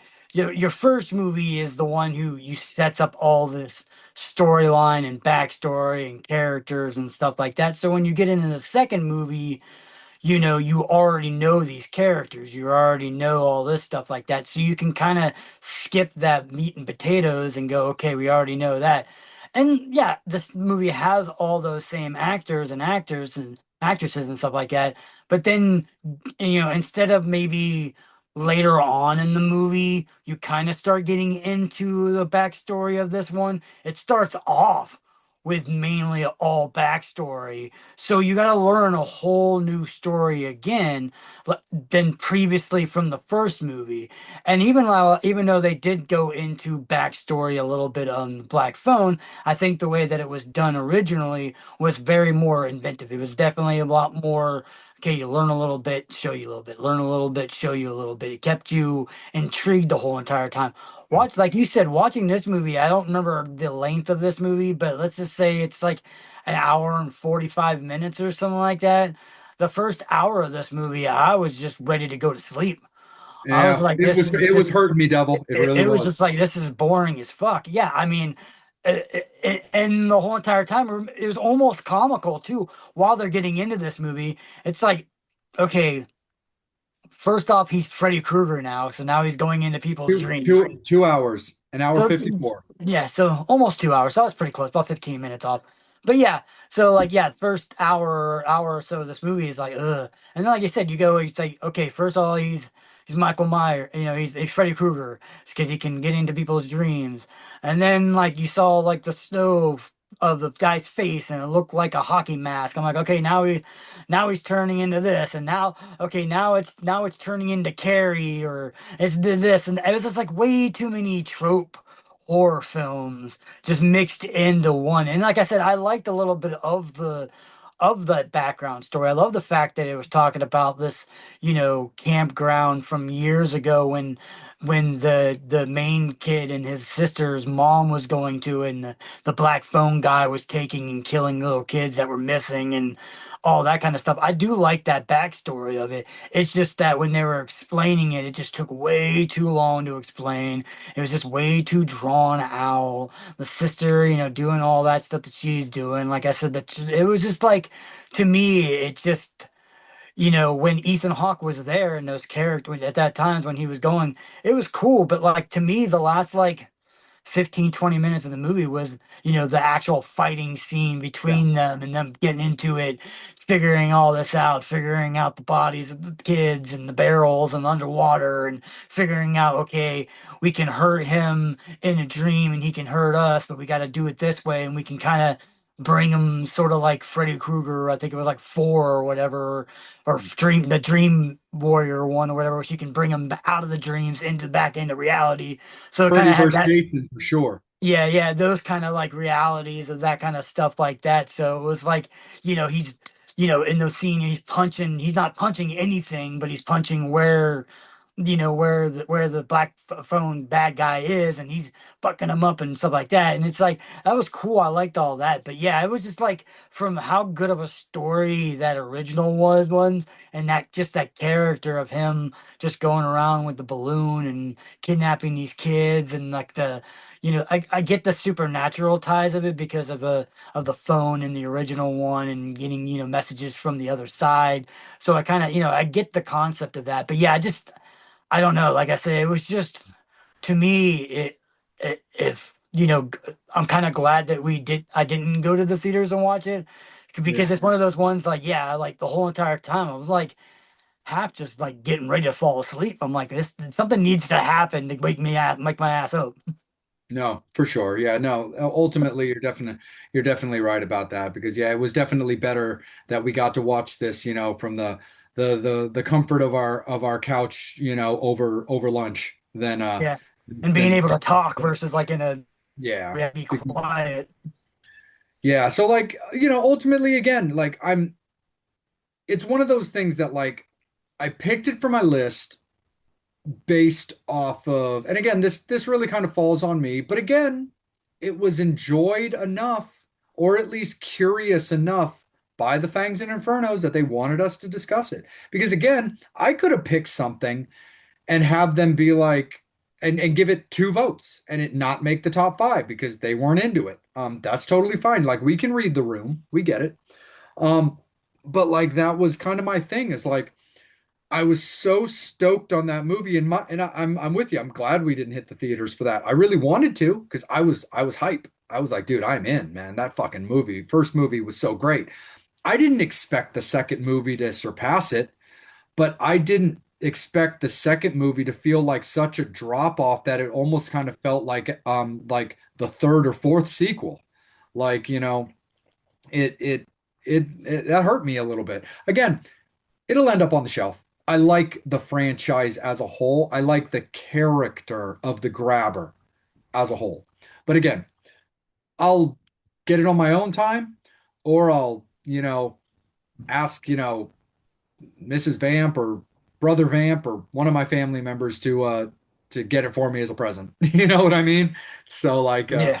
we'll keep that we'll keep that in mind and stuff like that. But It went like you were saying, joking around about it dropping off. It went from supposedly being the Crow 2 to being the Crow 4. oh God, yeah. It really was. Like it really was. And there's enough of it that of the action when it got going to maybe just keep it out of Wicked Prayer land.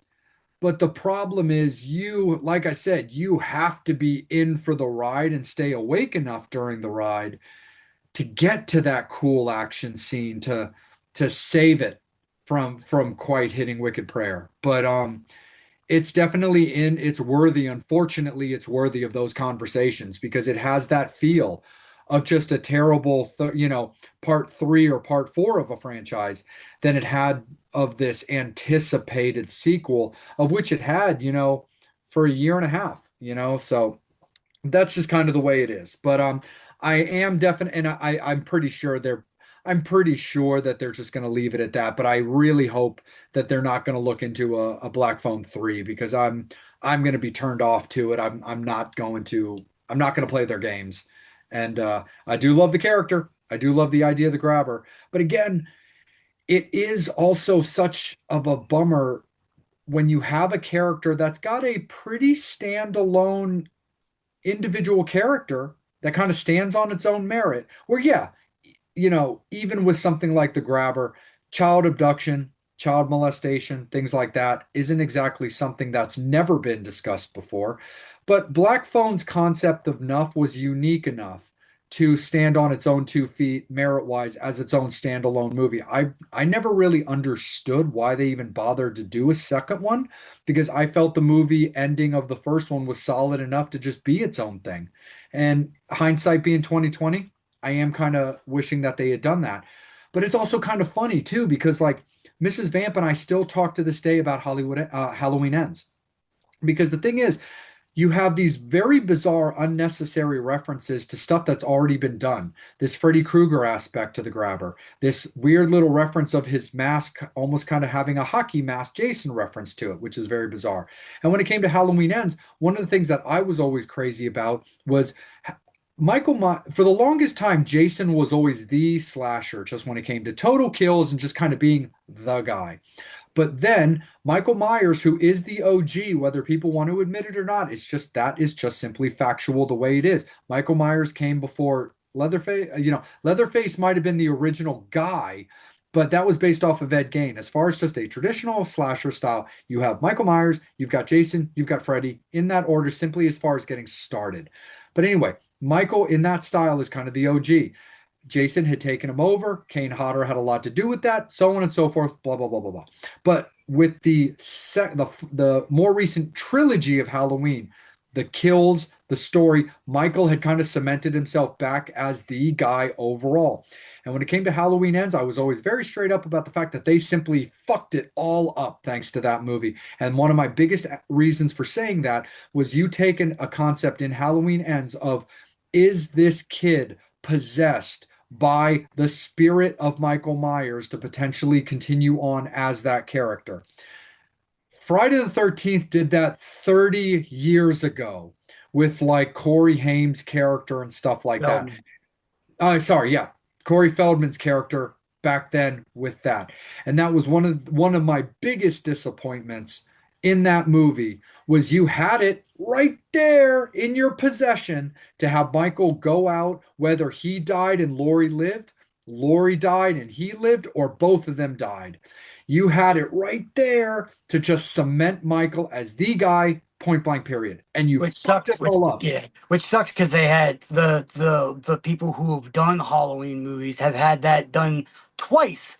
So, like you said, you have this version where you think it's going to be the kid and he's going to turn into Michael Myers, and then anybody who knows about the Halloween franchise, with 4 and 5 with Jamie Lloyd, at Jamie, the yep. end with Daniel Harris, you thought when she kills the mom and puts the mask on and kills like Michael Myers, everybody assumed that part 5 was going to be her kind of transitioning into Michael Myers. They had it and they didn't run with it.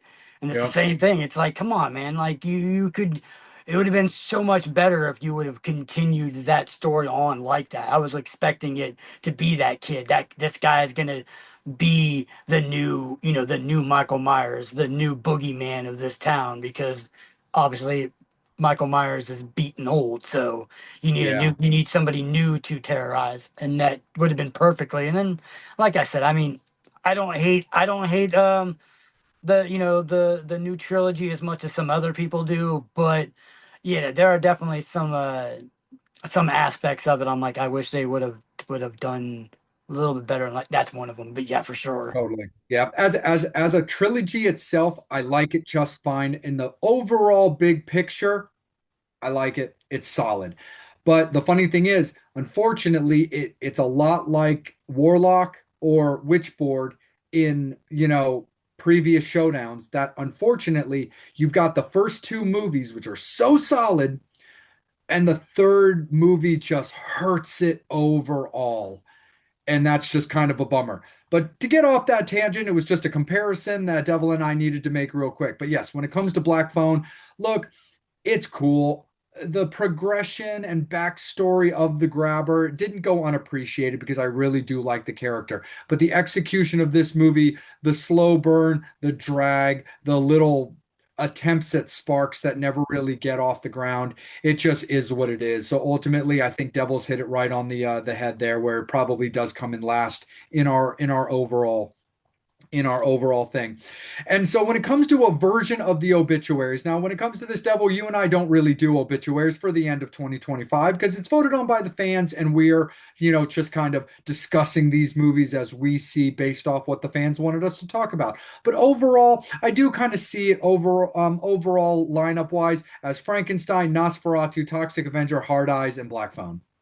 Yeah, I mean, normally, yeah, normally way we kind of do this is sort of like the last year when we did it, we sort of did it like the directors. We each kind of pick what our top five is, and we both go, okay, this was vampires top five of the top five in this order, and this is devils. But yeah, I think with this one, it's pretty much going to be unanimous. Like I said to begin with, it's definitely going to be Frankenstein as the number one of all these ones, Nosferatu, and then Toxic Avenger, Hard Eyes, and Black Phone too. Which I don't think to begin with it probably would have been that way before we started watching these movies. But I mean, it was definitely always going to be Frankenstein and and Yeah, um Nosferatu. and Nosferatu is one and two. Toxic is probably maybe three, but because Hard Eyes we kind of knew okay probably wasn't gonna ever be it, and Black Phone had the potential of being that number three because of Yep, how well we loved that first one. But with it dropping so bad, like I said to me, yeah. So it's definitely, yeah, that's yeah. I think for the 2025, this one we don't even need to discuss on. Like I said, we just did it right here. We don't even like I said, usually we discuss on which ones we want to put for each five, and we put a little, comparison of who we think is our top five and where we put. But yeah, yeah, this one was an easy top five to do. So yeah, we might as well just let it out here on this episode already. So for sure. there's your top five. With the quotation marks under it saying "Sorry, no sinners." But we got you. Yeah.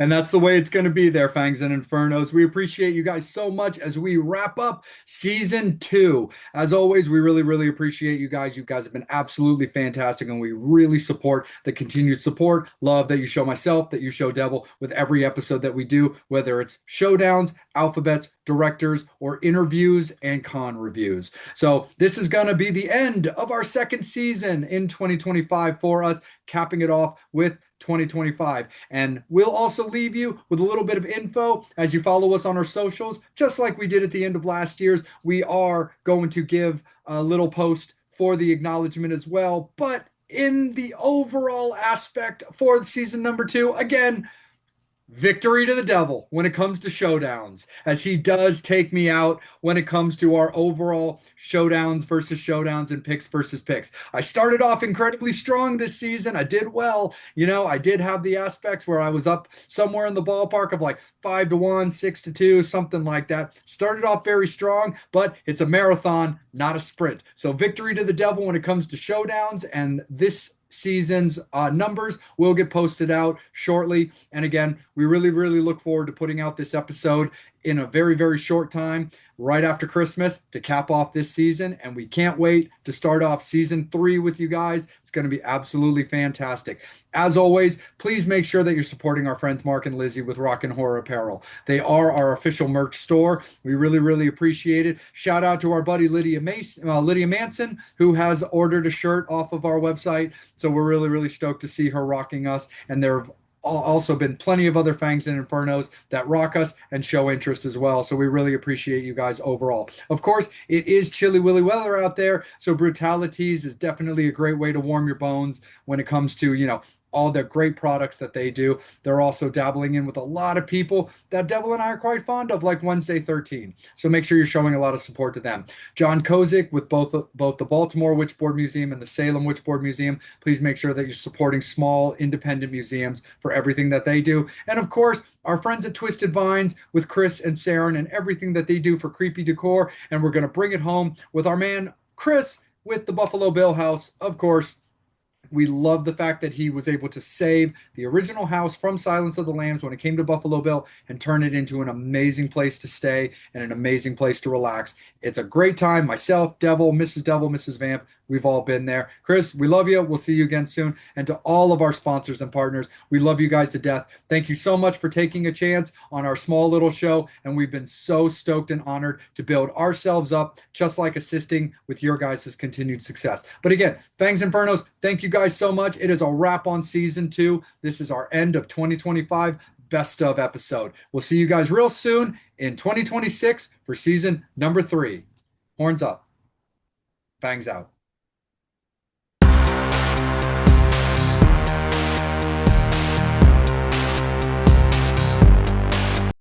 What's up? It's the Devil here, and we're gonna talk about the year 2000s.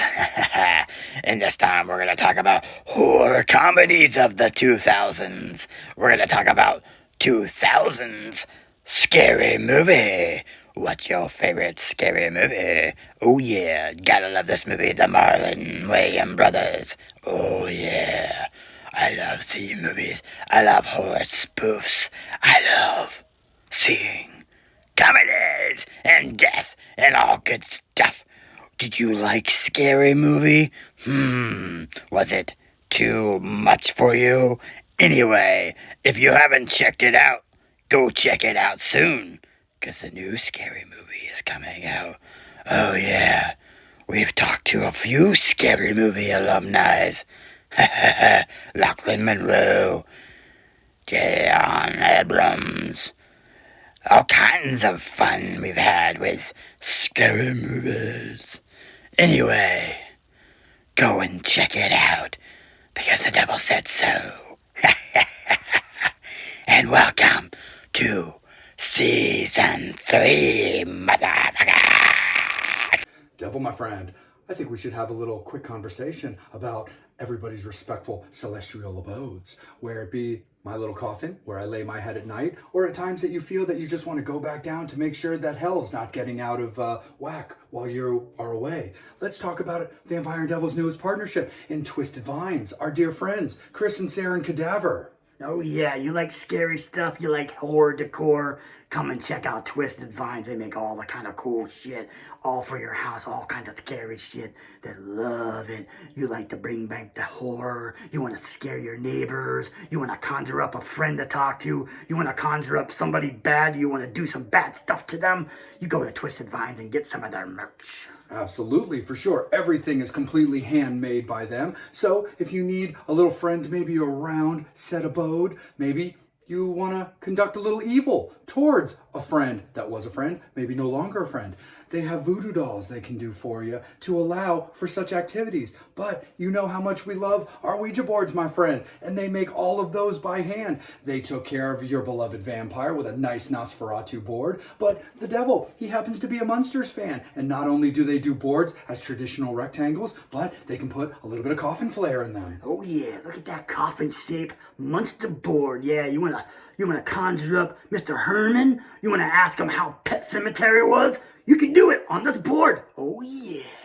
Absolutely, my friend. So, again, thank you so much to Twisted Vines for partnering with the Vampire and Devil podcast. And make sure that you, Fangs and Infernos, are checking them out on their Facebook page, on their Instagram pages, and making sure that you are checking them out as they move around the country, showing their craft off at all of the various horror cons and oddities expos that they love to do. So, absolutely, my friend. Of course, man, horns up, fangs out for our friends at Twisted Oh, Vines. yeah. Ah, yes.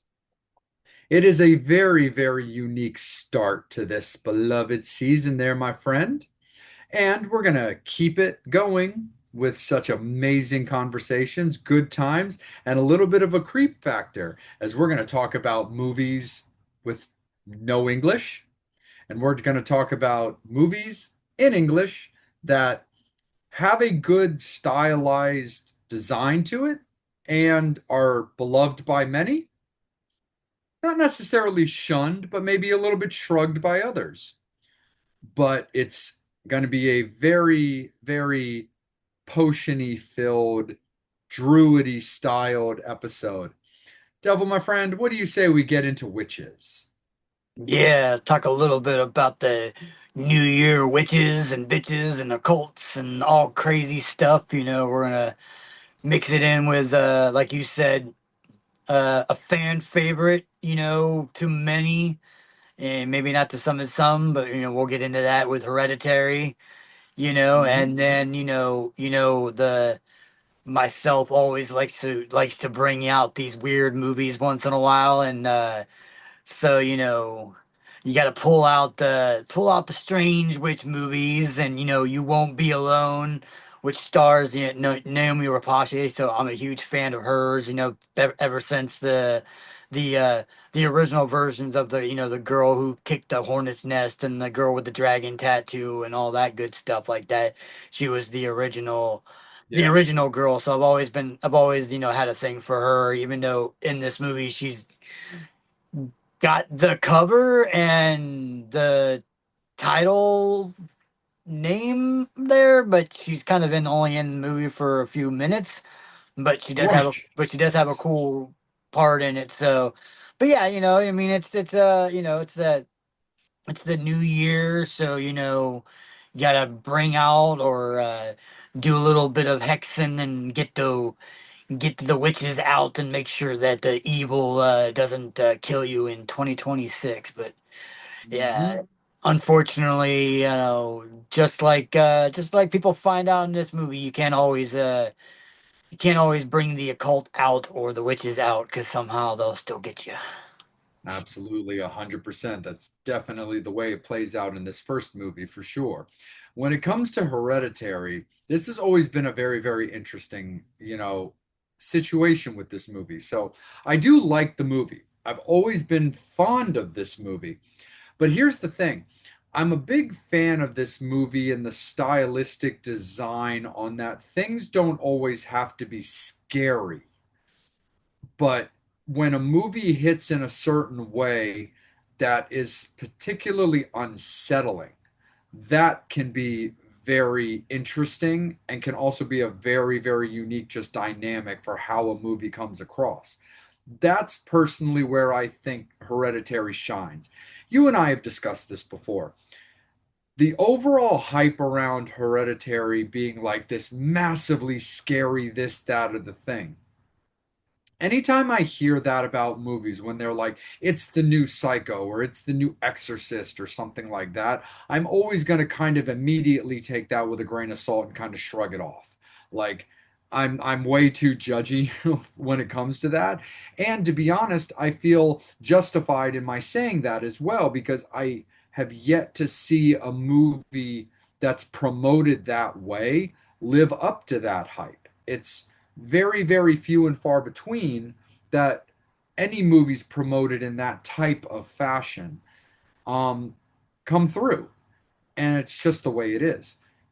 There's another movie I remember that I have on the shelf called Pie Wacket that is cool. It's a fun possession-y, mythological creature type movie, but I remember buying it because it was like promoted heavily as like the scariest movie in like a decade or blah blah blah. And I damn sure did not feel that way. And another particular example that I've always had of people who seem to hold this movie in such a high regard, and I didn't see it right away. I saw it slightly down the line after people had just been promoting it and letting me know like Vamp, you got to see this movie. Vamp, you got to see this movie. Like, dude, it's so insane, and the twist at the end is amazing, which was The Strangers. And I watched that movie. Look, I like Liv Tyler, she's great, but I watched that movie, and that movie ended. I'm literally like, what the fuck were y'all watching? And that is not. I do not see it at all the same way that you see it. But that's a deep dive for another time. I feel like Hereditary's in that ballpark. I like the design of this movie. As a first time director, I thought it was insanely well executed. I thought that that was a deep dive, obviously, into a very dark part of his mind. But I do think that the average, the common populace fan gets true terror confused with like an unsettling nature or like something that hits close to home. And family trauma is very, very different than outright terror. I think that's where a lot of Fangs and Infernos get things misconstrued. Because I don't find this movie to be scary specifically. But as far as like feeling and kind of like feeling sympathy or empathy or any way that you feel about family trauma, I do find that to be the strong point of this movie and a very unsettling nature where you have a movie that starts off basically at a funeral for the death of a loved one, where the death doesn't really seem to be like incorporated by the family very collectively. They all kind of be like, well, Granny's dead. And that's kind of how it comes across. As opposed to Charlie, the daughter, who was much closer to grandma than they were. And that was the big, so she's taking it very, very hard. And she's feeling certain ways and it's starting to influence her. She feels like she's seeing things. She starts kind of letting out her grief in odd ways. And then in a very bizarre twist and a very unsettling twist where you would think that the movie would be much more based around Charlie as it's actually kind of building up to like how crazy is Charlie going to get or what might Charlie do? All of a sudden, Charlie is dismissed in an incredibly violent fashion that you don't really see coming. And that's definitely a twist that you don't see coming. And I definitely loved the design because all of a sudden it changes the trajectory of what you have to focus on in the movie. Yeah, apparently she didn't see it coming either because she didn't see that pole apparently. Yep, But totally. yeah, I mean I'm in the same boat when it comes to this movie. Like I said, it was one of those ones that was people were hyping up so much. Yeah. It was kind of like you were saying a couple of the movies, but like the ones that were or like that were with me were like the Purge film. I Oh, remember good people like one. being Good so big call. of those, and I'm like, ugh. Or even like Paranormal Activity. I remember like so many people like, oh my god, this movie is awesome, and I'm watching. I'm like the first one. I'm like, it's literally a movie about a couple arguing for an hour and a half for the most part. It's like this I'm like so whenever people hyped up no, like I said, there are some ones that were got hyped up that I thought were really, really good. Like I was everybody was talking about Barbarians and I Yeah. was but all the people that I knew that were talking about that were a lot of people that were talking about Hereditary. And I remember watching Hereditary and be like, it's cool, but I'm like, eh. So I was kind of hesitant about Barbarians, but then after I watched it, I was like, oh no, this movie is good. I really do like that, and I do like the continuation of the director. He did Weapons, and Weapons was really cool and stuff like that. Really cool. But yeah, I mean, like for me, like I said, this movie, and don't get me wrong, like I love the players in this movie. I thought the daughter, like you said, Charlie, I thought she was really cool. I love her kind of.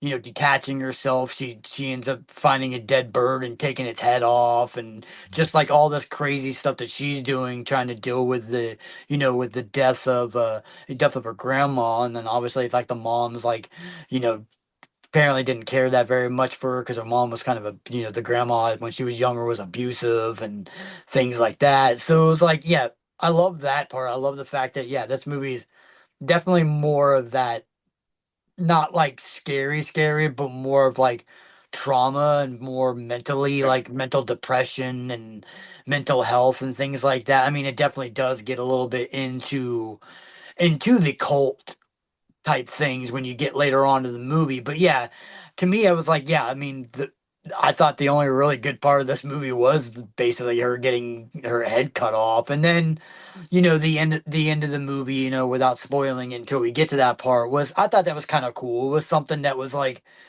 you weren't really quite expecting to, find out that like mom and or grandma basically had some kind of weird freaking cult, that satanic cult kind of thing, and things like that. You're like, oh, okay, that's kind of cool, you know what I mean? It's like that, what are you gonna find in the attic, when you find out, like, you go to your parents' house or your grandparents' house and they pass away, and you find out, like, your grandpa was a Nazi or some kind of crazy shit. You're like, oh my God, like you find these dark secrets, like maybe he was part of the KKK, or, grandpa started, the original, Hell's Kitchen, or, the whatever we call it, the not Hell's Kitchen, Hell's Angels. the not Hell's Angels, but what's the Kool-Aid drinking cult people. Oh yeah, Heaven's Gate. Jim Jones. Yeah, Jim Jones and Heaven's Gate. Like Heaven's Gate.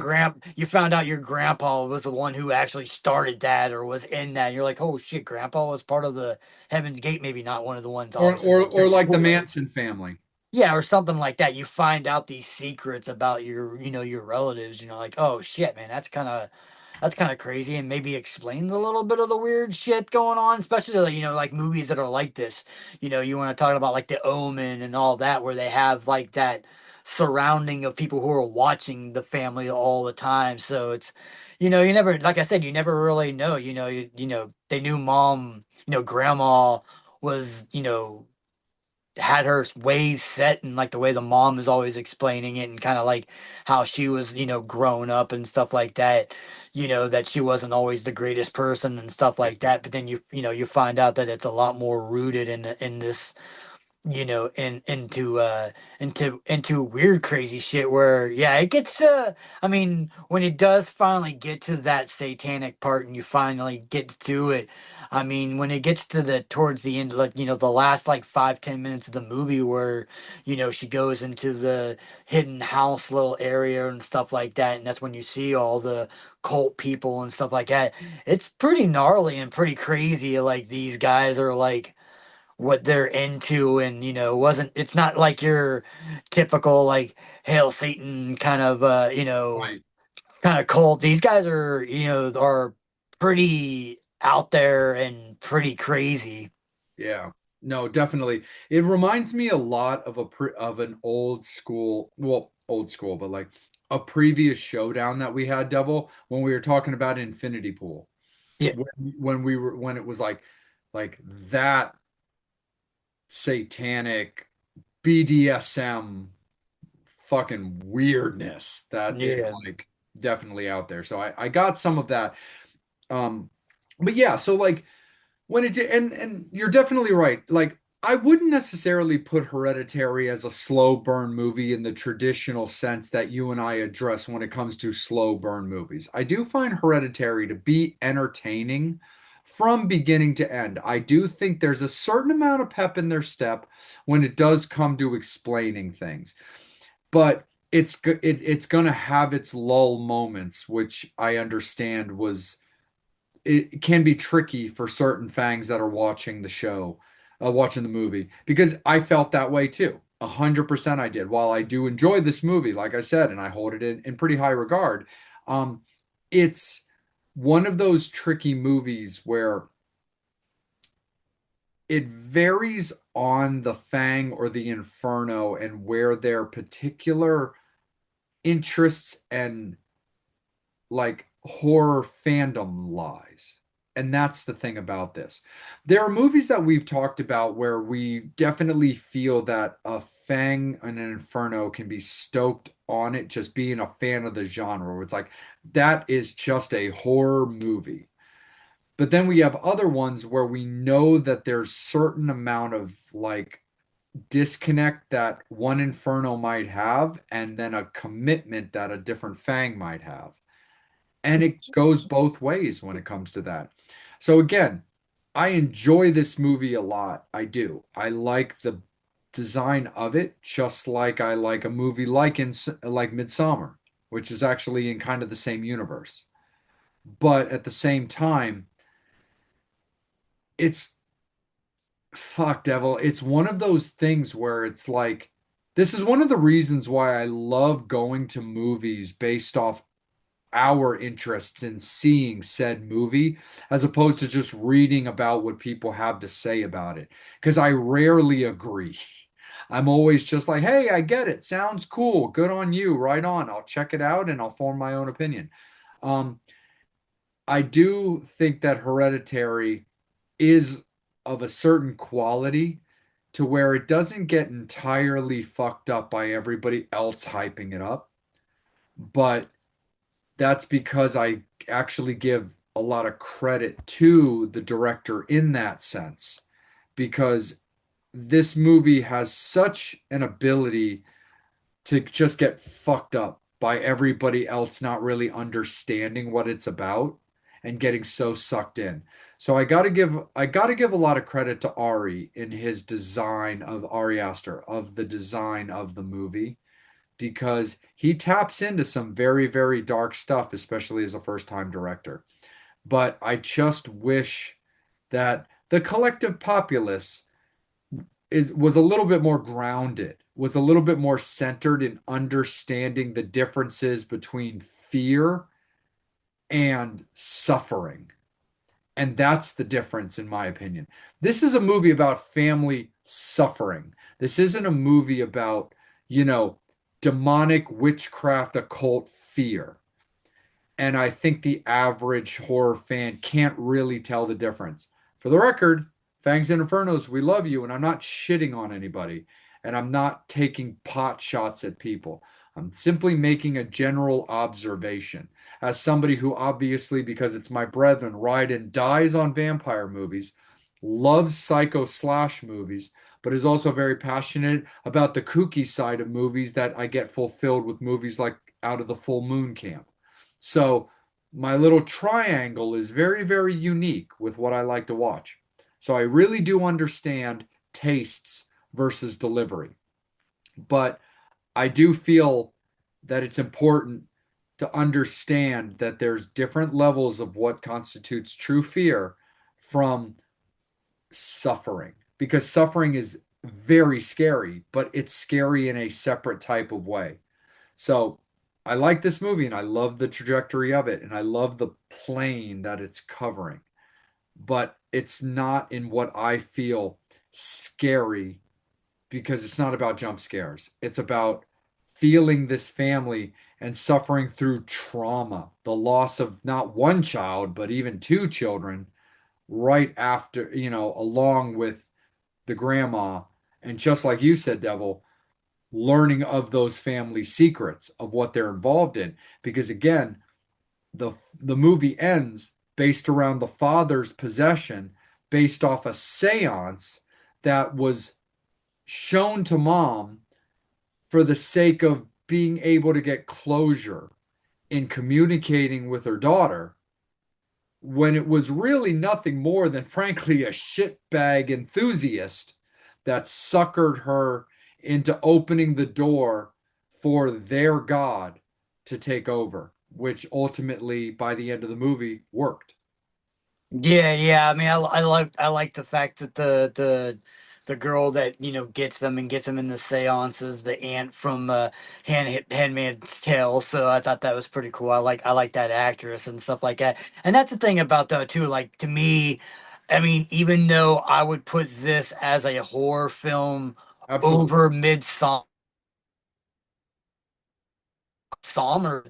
than this movie is. You know what I mean? Like just like that whole more like knowing the cult version where you get it with that.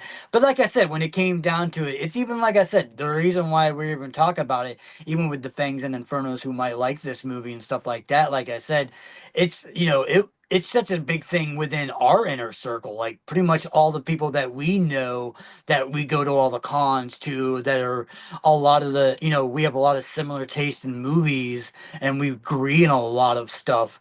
They're all really put high remarks for this film. And like I Yeah. said, I'm not gonna shit on it versus some other films. I still think this is a better film than other ones that people like that people were Okay. talking about it. Where that similar one. I mean, not saying that those were bad either, but something like a Talk to Me or that woman, the woman in the yard or whatever like that. Very, very kind of similar, kind of Yes. darky, kind of those movies were okay, but I still think Hereditary is better than them. But I still thought that like it was just one of those ones where everybody was talking about this film, and I like remember seeing bits and pieces of it, but like I watched it and I was kind of like, yeah, okay. And then, like I said, to me, I think the first time I even watched it, I didn't even get to the head decapitation part, and I was like, then after I watched, it, I'm like, well, I'm like, man, I wish I would have watched it a little bit longer because that part's pretty freaking cool. And then it's like the rest of the movie's like, okay. And then like the very ending is pretty cool. But like, it's just like a lot of this film to me is just there's some cool aspects. I enjoy the imagery of it. I enjoy like the darkness of it as Yeah. far as like how dark lit it is and how, you know, how very depressing it is. Like I said, to me it's definitely a more of, that like you said, it's definitely that family trauma and that family depression and things like that throughout this film. But yeah, I mean it's but then again that's what's cool about, about these kind of films is you could you know some people will like it, some people won't, you know what I mean? Like I said, it's one of those ones that's the good thing about the genres, at least you can somewhat, sometimes respect each other's opinions on. I mean, there's sometimes where you go like, really, that's a movie that you think, like I said, to me, I will die on it. You are Yeah, wrong. I will die on the hill for that Paranormal Activity one, where like so many people. My one friend was like, "This is the greatest thing since sliced bread," and I watched it. Like I said to begin with, couple arguing the whole time. This girl got possessed, and you can go on Google and find like the demon that possessed her and shit. I'm like, what kind of fucking stupid ass writing is this? My buddy thought I didn't like it because it's not one of those ones where you don't see anything. You don't see the monster, and I don't mind that. I love Right. movies. So there are some movies where you don't see the monster or the thing that's going after him the whole time, and that doesn't bother me. It's just Yeah. an hour and a half movie of fucking stupidness. It's not No, it's not totally. good.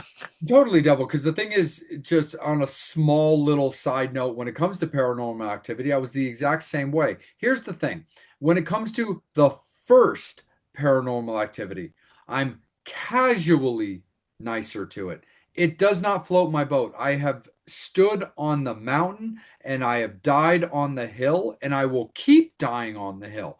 I am not a found footage guy. It is not my thing. It's very, very difficult for me to stay in the fantasy with found footage movies. They're just not my jam.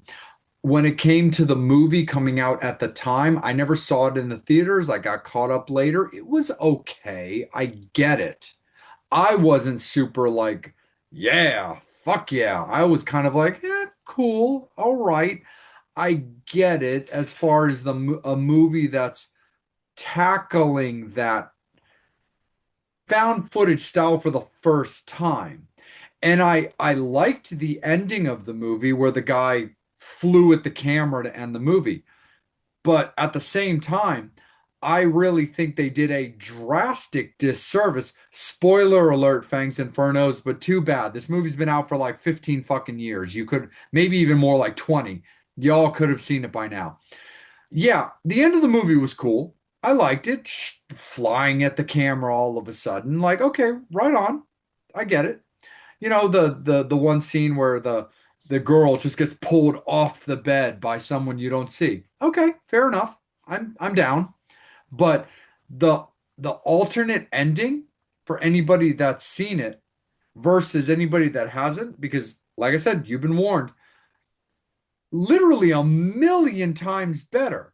The movie ends with a body flown at the camera. The alternate ending is the wife walks to the camera, stands there, smiles, and slits her throat. Hell yeah, take my money. Again, the movie overall, solid, but average at best, casually enjoyable. But you give me the non-official ending, and I would have a drastically different opinion. Now the fucking whatever number it is, seven sequels that follow, go fuck yourself. Um, but man, they dropped the ball on that one. But I'm definitely with you, Devil, when it comes to that. It's like, look, they're bitching. They don't understand what's going on, and now they're pissed because this wife thinks this, husband thinks this, they're differencing, they're blah blah. Yeah, I super duper get it, Devil. Right back to you, my friend. Oh yeah, for sure. But hey, it is what it is, and Mhm. Hereditary is like one of those ones where people are gonna like it, people are gonna hate it. Like I said, I don't hate it. I Yeah, just, I just didn't ride that train of this is the greatest thing since sliced bread kind of feeling. You know what I totally, mean? Like I said, it was interesting. Like I said, I liked the actors in it. I thought it was a cool story. I liked the cultness towards the end. I did like the brutality of the film, but like I said, it just was to me. It was just I don't know. It wasn't as epic as I was expecting everybody to be when everybody was talking about this movie being so great. totally. No, I'm definitely with you on Devil. So when it comes to like the obituaries of this, it's very, very simple for me. So like I'm gonna give it a solid, respectable score. Because here's the thing. When I watched the movie for the first time, I was 100, and I still am 100% with you. My opinion of the movie overall has not changed. But when I saw it originally, I had what I call the stranger's effect, where I was like, why the fuck did people look at it and just lie to me that this was the greatest horror movie that's going to come out for 20 years? Rewatching it again, where I'm truly paying attention, trying to notice things, and kind of understanding things. Because also, when we do these showdowns, I'm strategically watching them in certain ways, knowing that I have to compare and contrast things. So when I watch the movie from a much less objective style, and then understanding, hey, I gotta make sure that I'm understanding that, hey, you've got this kind of family trauma that people are suffering this way, along with its counterpart, where somebody is not necessarily suffering, but is foreign to the life that they're living now and trying to understand their surroundings. That's the comparisons and contrasts that I have to keep much more in my brain, understanding that like I have to like notice things. I have to be a little sharper when I'm watching things. So I dissected Hereditary a little bit more. There's a part of me that really does want to solidly give this movie an 8 because again, I really like where Ari's coming from. I think he has a solid mind. Again, especially coming off at the time where this is his directorial debut as far as a major movie, where he's done more shorts and different things before that. He really showed a dark side of his brain that I'm not gonna lie, I really have to respect. Stylistically, I really want to give this movie a solid 8, but the problem is when I look at the movies that we've judged at certain levels, Antichrist, things like that. there is a simplicity to the movie mixed with a little bit of fabrication, not on Ari's part, but from the fandom that I have to take into consideration. And it doesn't, in my opinion, warrant a full point drop, but it does warrant an acknowledgement that I just simply have to give. I enjoy the movie overall. I think it's solid, and I really think Fangs Inferno should go out and check it out because it is a niche market, artistic but stylistic movie that I do think is overall very, very well executed, and the cast is top notch. I really love their specific acting. Like every individual actor is very, very good in this movie, for, all the way down from Charlie, because that's incredibly difficult, in my opinion. That's a tough, stylistic, clicking role to play. Right up to Tony, who I think, to a certain degree, although she was never going to get it, I really think Tony deserves an Oscar nod for this portrayal. But I do have to knock it down in an overall comparison to where Fangs and Infernos look at it versus what the proper execution was versus the overall stylistic point of the movie that was just fucked up and missed by the common populace. But I'm going to give it a 7.5 because I really feel it deserves that personally. Yeah, I mean, like I said, for me, I probably a little bit lower. I probably, like you said, I mean, like I said, overall, I'd like to give it a higher score. But then, like you said, Right. you go down, you think about other movies and things like that. For that, I mean, to me, I thought it was just interesting. Like I said, I mean, the head decapitation scene is just crazy enough. And like I said, the craziness of the kid, doing it, driving home and then going to sleep and then not doing anything, and the mom just goes and to go to the car, all of a sudden sees like a headless, body in the freaking car. I'm like, how crazy is, that where you're something happened so traumatic that you're not even you didn't you're not coming home and going, oh my god, blah blah blah, this That happened or it, whatever. and that is an underrated emotion for the record. And we really didn't talk about that until now when we really should have covered it, about 10 minutes ago, which is fine. But it's like the idea of something so horrible happening and so insane that the only way that you can cope at that time is to simply lay down in bed and think and try to control your thoughts. That's even a little terrifying in its own right. Yeah, yeah, it's just crazy. And then like it just the thought of like, going, okay, you're a mom and your dad, you're like, okay, mom, can I borrow your car? Sure. And then you go come home, you see the cars there, you're like, oh, okay. And then all of a sudden you're just like, go do it. And then all of a sudden, oh, there's my freaking, dead daughter, Decapitated daughter. decapitated daughter in this freaking thing. And then like, it being on the side, the head left on the side of the road from when it hit the thing. I'm like, oh God, like seriously. But yeah, I mean, like I said, overall, like I said, to me, I think it was just one of those ones where the hype hurt it a little bit more than I would say. I mean, not saying it hurt it completely, but just the whole like the hype of ness and the people were always talking about this movie and stuff like that. To me, like I said, it's a good enough movie and it's a entertaining enough movie. I mean, I wouldn't go as far as saying it's a movie that I would watch constantly, but I could Totally. watch it again. You know what I mean? I mean, I wouldn't go as far as saying I would watch it a bunch of times, but you know what I mean? I'm like, oh, okay, that'd be cool. I'll watch it again just because it's kind of something, and that's kind of how I feel. So for me, like, I gotta, instead of the half a point, I pretty much would probably drop it down to a 7. Sure.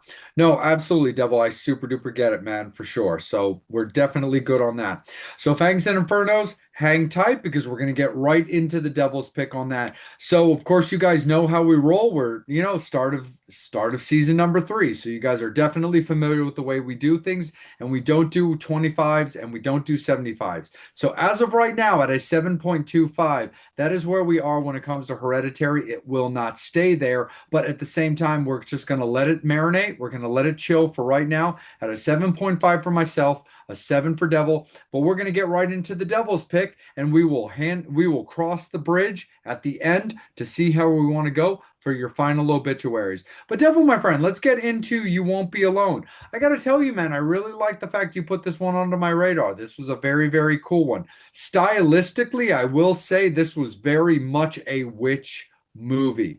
So, a little bit of context for you Fangs and Infernos. Devil and I had kind of a side conversation. So, you know, he and I got to know Alice Krieg, not on a crazy level, but we had a really, really lovely conversation with her at a con that we did recently.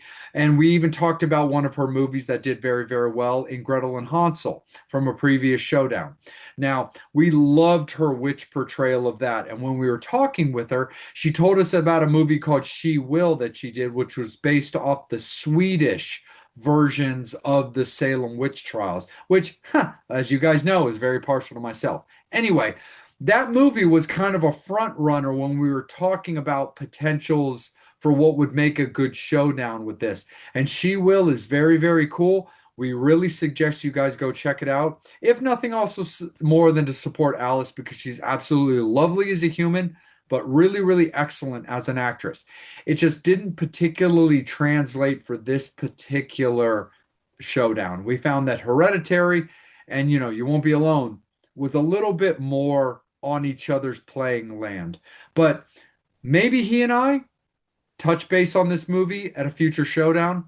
We'll see how that plays out. But just kind of an interesting thing for you guys to think about when it comes to like occulty witch movies versus witch movies, which is going to be very, very interesting in this particular conversation because we're going to get into the witch movie aspect of this right now. And Devil, I'm going to kick it right over to you, of course, my friend. But this one's a very, very cool one as it's based around a person shown to be a witch, turned into a witch, learning how to be a witch, which I thought was a very, very cool movie for you to choose. And dude, great pick by you. This is going to be a really interesting conversation because, like I said, man, glad you turned me on to this movie. This movie was really cool. Yeah, I mean, when it comes to the witch horror, so like I like it, you know what I mean? Because it's like I said, it's one of those films like when we did Witch before, we talked about The Witch, we talked Mhm. about that film and stuff like that, how it was kind of a unique, kind of historical, somewhat accurate of that time and period and stuff like that with The Witch and stuff like that. Like I said, to me, I didn't really know exactly much before I seen this film. I just remember seeing, being a huge fan of Naomi Rapace. So I heard, That's your sin and skin talking there, Devil. yeah, I mean that was mainly that's the main reason why I even watched this movie to begin with because I was like, "Ooh, I really like her. I like her in a lot of her films and stuff like that." Okay, cool. And it's one of those ones where it was like, "Okay, it's a witch film. Okay, that's kind of cool." But to me, I think it's one of the, I mean, me, like I said, maybe in people's opinions and even in my own opinion, I wouldn't go as far as saying it's the greatest witch film, Mhm. but it's probably one of the greatest witch films too, because Yeah.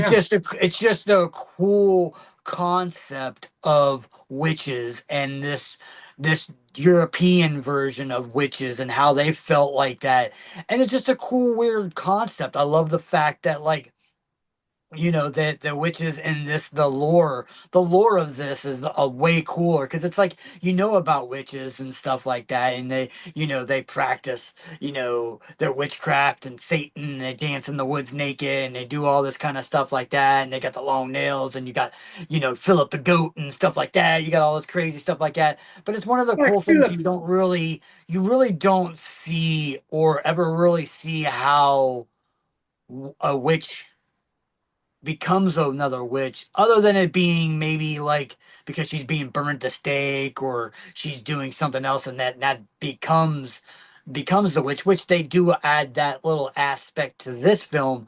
But I really love the fact that yeah, it goes where it kind of shows you like what they do, and they have this thing where I thought was interesting, which it was called a witch spit. And it's Yep. basically like what they do is that a witch has one time they can do this, and they can basically rip open the person's chest like a chest, spit on them, and then with heating active, they can burn that, and that basically turns them into a witch. And not only is that a cool concept, in this film, and I love the fact that they explain that. I love the fact that these witches basically can turn into anything. I love the fact that literally they kill something. If they kill a bear, they put the bear's, intestines and part of its essence inside of them, and then they can transform into a bear. So it's really cool. It's a really cool concept of like how witches can transform themselves and do all this kind of stuff like that. I mean, it definitely I love the fact that you have the long nails, but they have the one nail that's kind of coming Yeah. out of their hands. I thought was really, really neat. I love the fact that, throughout this film, it's the aspect of this film is you get to see life throughout all of it. That it starts off with the girl kind of being, the witch coming and trying to kill the daughter, and the mom's like, no, no, please don't kill my daughter. I swear you can have her when she's, this stage or whatever like that. And the witch is like, oh, whatever, whatever. And she tries to hide her, and the witch is still watching her the whole entire time and takes her and basically, Yeah. like turns her into a witch. And the fact that she's such a horrible life and stuff like that, to see about like how this woman gonna do it. And it's a cool journey because like she's a young mute girl that's probably like 15 or 16, goes into this village, sees stuff, becomes a woman, like an adult woman, and then lives her life through that, sees that, goes and transforms into a male. So you kind of see the how the males of this community live versus the females, where they always have to the females in this community have to wait to be served, and they get to eat the food that's left over from the man and stuff like that. So it's a cool little, you get to see both sides of like her playing the story and stuff like that in it. But it's such a cool imagery and stuff like that. I love the lore of it. Like I said, there's just that look of it, where the witch is just something that you don't normally see when it comes to witches. I love that look to it. I love the evil, the playness and stuff like that. And it's really, really cool. I love the fact that, throughout this film, they talk about every culture is talking about this, about what was she called? The goat killer or something like that. Basically what the lore of this witch was, that she was doing all this kind of stuff like that. And basically how like she was actually, kind of forced into becoming a witch, where a witch came to her and basically did her spit, but didn't activate it, but then did a bunch of bad shit to the town, making it look like she did it. And what the town do when you have witches, you burn her, and burning her is actually what made her fully into a witch now. Yeah. And now she's basically like terrorizing this community, and it's like, well, that's because you kind of did it. Kind of pissed her off. Yeah. Like, no, absolutely, Devil. Because, and I loved, I will say, I loved the witch burning scene because that specific witch burning scene hasn't really been done much in movies. Like, and it's actually, that's been a long standing like way of burning witches. Now, we talked a little bit about like, movies that have a little bit of that like kind of like crazy, like different kind of lore, and like movies like Midsummer, which might not necessarily be like a horror movie per se, or Hereditary is much closer to that. But Midsummer has more of that just kind of cultish simplicity to it, but a slightly brighter aspect. And it reminds me very similar of a movie like Wicker Man, which again has that kind of hippie coalition type of aspect to it with a burning involved. But also watching the actual tied to the ladder, lowered down burning also reminds me so much of Silent Hill, which is easily my favorite horror movie based off a video game personally, but it also included a scene just like that. That wasn't about a witch. That was the torturing of a person trying to come in as part of the rescue. But still, the execution and kind of the religious implications were exactly the same. But I loved that in this movie where I was like, man, they didn't just do the classic like burning at the stake, burning in this way, oh my God, I'm melting, melting kind of a thing. I was like, damn, they used that old school strapped up and lowered version that I had only really seen in pop culture as the scene in Silent Horror. Silent Hill. So that was awesome. And I really, really loved that. But again, just like you said, ultimately all you did is like, yeah, we think we're ridding the world of this witch and getting it done. No, all you did was piss her off and you're fucked.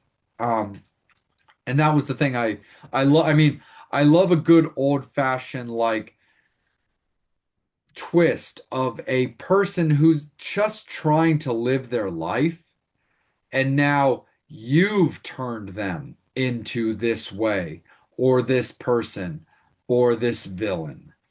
And I always thought that was really cool because I love the storytelling of this movie. I love the fact of a person becoming a witch but not really understanding what a witch does, what a witch's life entails, how to live their life as a witch. And it's like, well, now I can shapeshift. I can get involved in this. I can infiltrate, but I'm learning. I don't really understand. And the movie's all in like Macedonian style language. And so it was also kind of cool to kind of learn about things that way. But I love the story and the way that it was just kind of told, where it kind of had a very Disney-esque, fantasy to it, which was really, really cool, as opposed to something like, again, we've talked about him plenty of times. We'll talk about him more because I love Robert Eggers. And again, he was the director of The Witch versus his very specific way of telling classic tales, but keeping it very lore specific.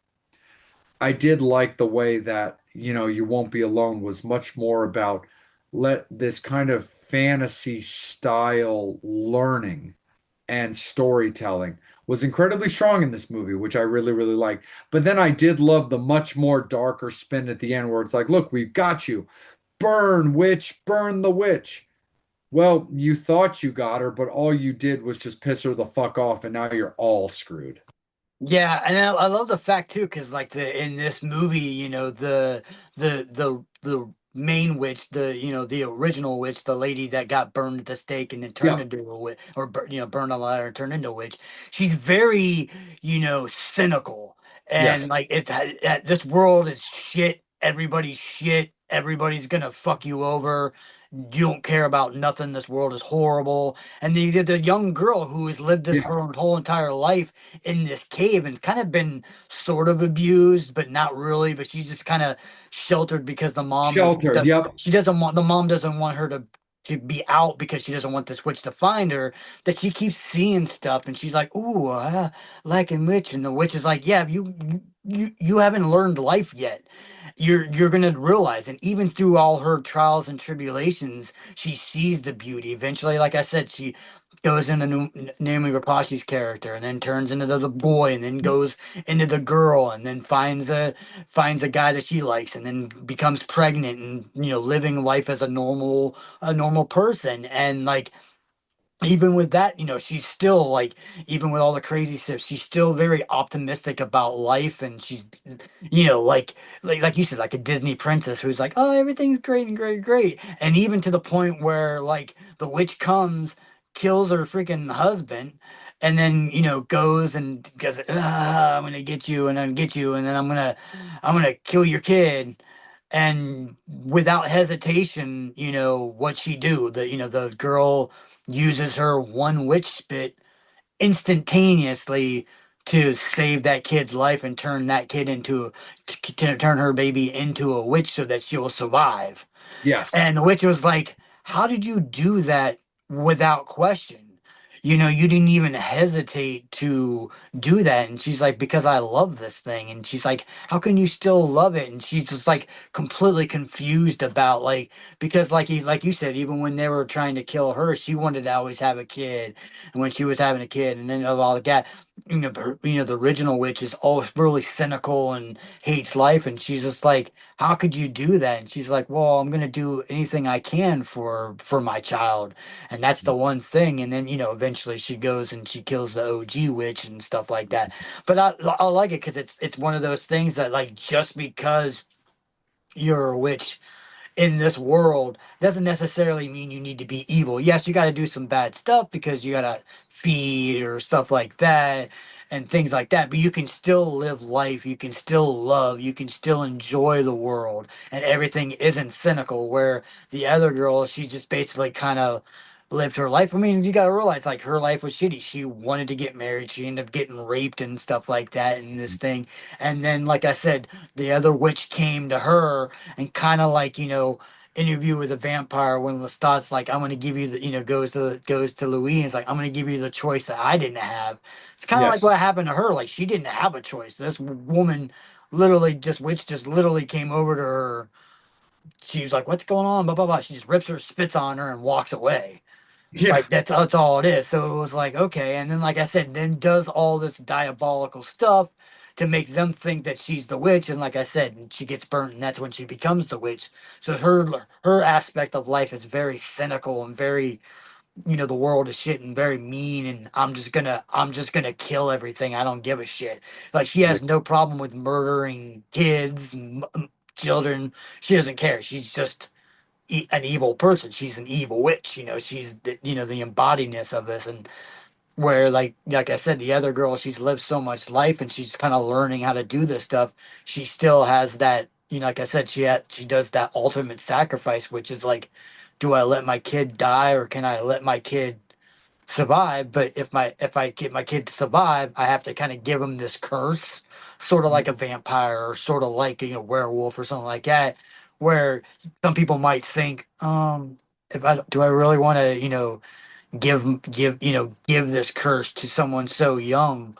But Yeah. she didn't even hesitate. She was like, no, I love this baby, and we'll live together and we'll be able to live. And you kind of feel like, the way that the other girl, the other witch, kind of lives her life, that growing up, that those two might be witches and might be evil, but they're going to be good people versus that other witch and stuff like that. But then again, you never know. Something bad might happen to them, and one of them becomes bad, or there's no continuation of this movie as far as I know. That I don't think they're ever going to make a sequel. But I do love the fact that, yeah, it's very like, it's got that feel to it where it's like, yeah, she's willing to do the deed and make her baby a witch to save its life. And like I said, I love that scene when they were going at it at that point where they were just like, you didn't even hesitate. She's like, no. Yeah. No, 100%. And Devil, you and I have had conversations plenty of times about if there would be a sequel. Would we want a sequel? Would we want to go to sequel? Just for what it's worth, for this movie, no sequel. Yeah, I Leave don't it, think it needs to be one. leave it alone. Yeah. Does it have a casual potential, a kind of like, does it have a rabbit hole? Yeah, well, you could learn Sure. more about her and her Yeah, daughter and all sure. that, but But nah, I think this movie has like kind of a solid, very cool like niche, like a little hook to as a standalone film. So is the wormhole there? Sure. Do we want anybody to go down? Preferably not. I think this is a cool standalone movie, and I hope that it stays that way. When it comes to Obituary Devil, your movie, your start, man, how do you feel? I mean, for me, like I said, it's gonna be one of those ones, like a lot of the films that I've done before, where they're not the particular, Hollywood big huge movies that everybody's gonna love. Like I said, to me, I think it's probably one of the coolest and just unique and differently which films out there. But then again, it's very, very odd. Like obviously it's a film where it's subtitled, so you have to read. So some people might not like that as much too. And it's one of those films that like a lot of people aren't gonna know. I mean, it's not a very huge popular. I think, like I said, I mean, other than I don't, as far as I know, everybody else in that film could have been big actors, maybe in different, in the countries and stuff like that. Maybe they're from. But like I said, I mean, Naomi Rapace is the only really kind of name as far as like people in America or would at least know or somewhat know. Even her, some people may not know her as much either. But but like I feel like I said, I feel like this is one of those unique films. It's like just a really cool one. It kind of reminds me, like I said, when we were talking about the doing the 2025 films and the one that didn't get picked, like when we talk about the Ugly Stepsister, it's such a Yeah. cool, unique film that, oh yeah, is it breaking the mold? Yeah, it's doing things, but it does a lot of small things that you've never seen before in films that are very similar. You know what I Yes. mean? Yeah, it does have that feel to The Witch a little bit. It does have that feel of those kind of films, but like I said, it's definitely got a lot of cool different ways. I've never seen the cutting and the spitting. You see witches turn into different creatures, but you never really see how it is. And I'm kind of curious on it too, because in this film, go back up for a couple seconds, where it shows they go, when they're a human, and they put the into them and they turn into the person. Oh yeah.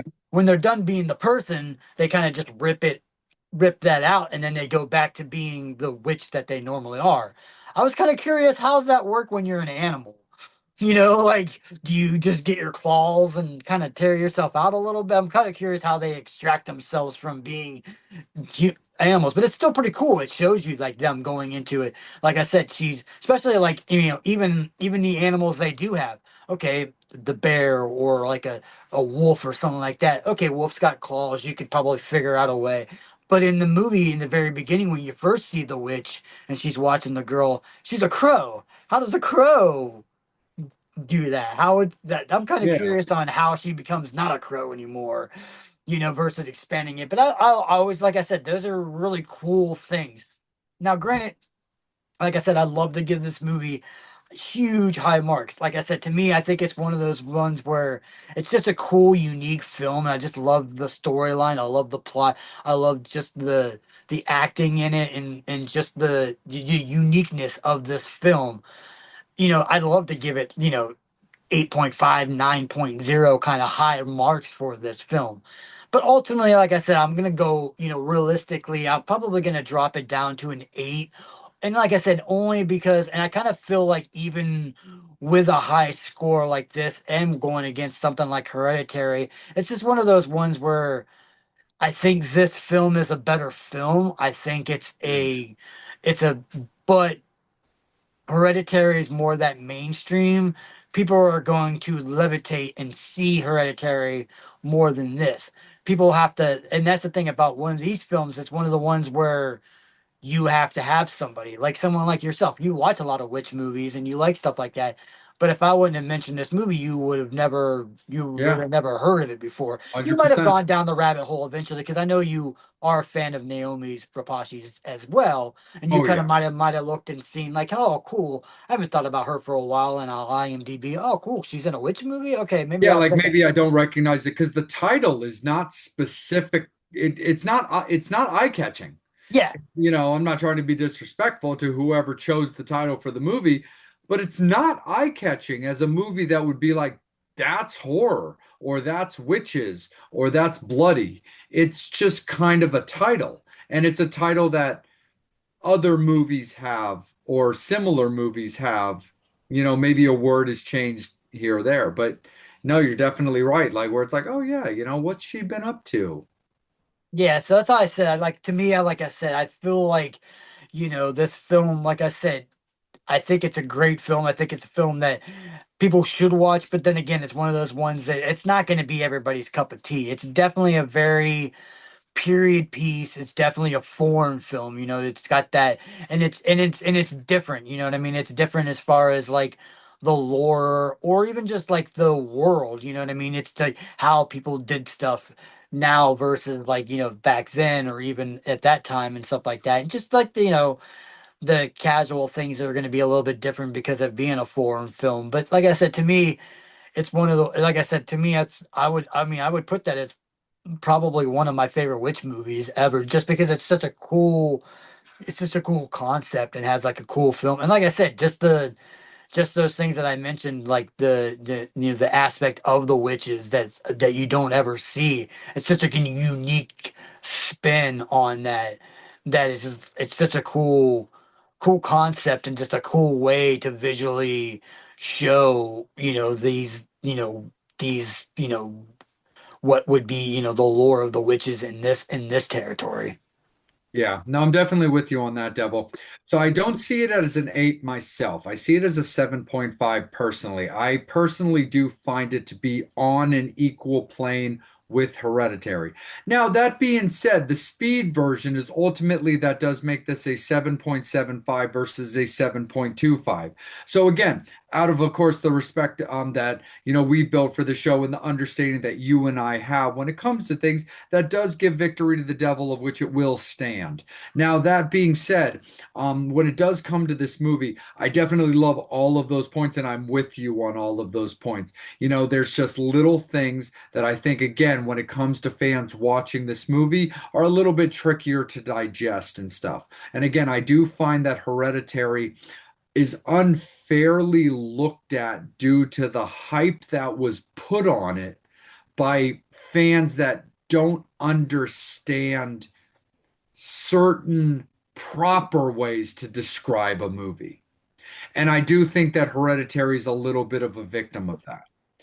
Because again, when I saw the movie for the first time, based off all that hype, my initial reaction was very, just like I said when it came to The Strangers, where it was like, what are y'all talking about? This movie is nothing like that.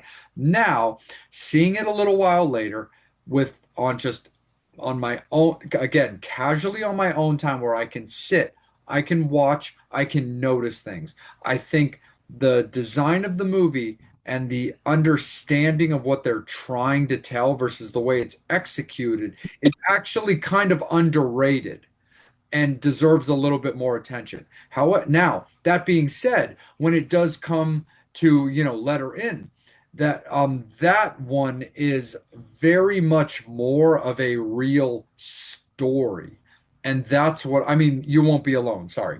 When it comes to You Won't Be Alone, that movie is much more of a real story to be told. Hereditary is based around like learning about past, you know, mistakes, and then kind of like, again, like we had talked about, kind of that Manson family situation. While there's still stories to be told in that, that's more, I find Hereditary is based more on what I feel to be more about discoveries and, you know, basically kind of being suckered. Because again, the neighbor that's comes across at first as like, I want you to be able to get this closure with your daughter. You learn it's more about suckering them in to get what they want, which is the Antichrist, the witch, the occult demon to come out.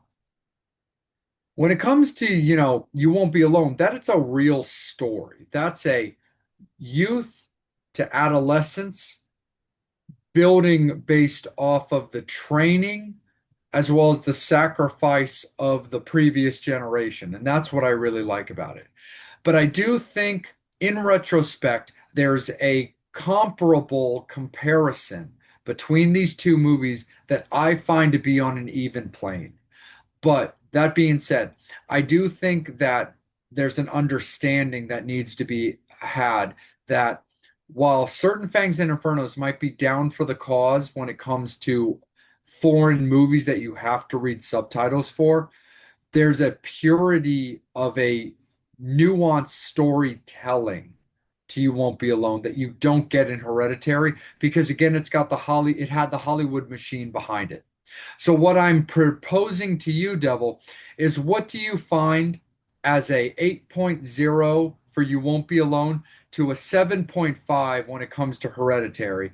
Because I do think that Hereditary has somewhat of an unfortunate sacrifice to people like us that hear this unnecessary hype and then judge a little bit off of that based on our tastes versus our education and our experience.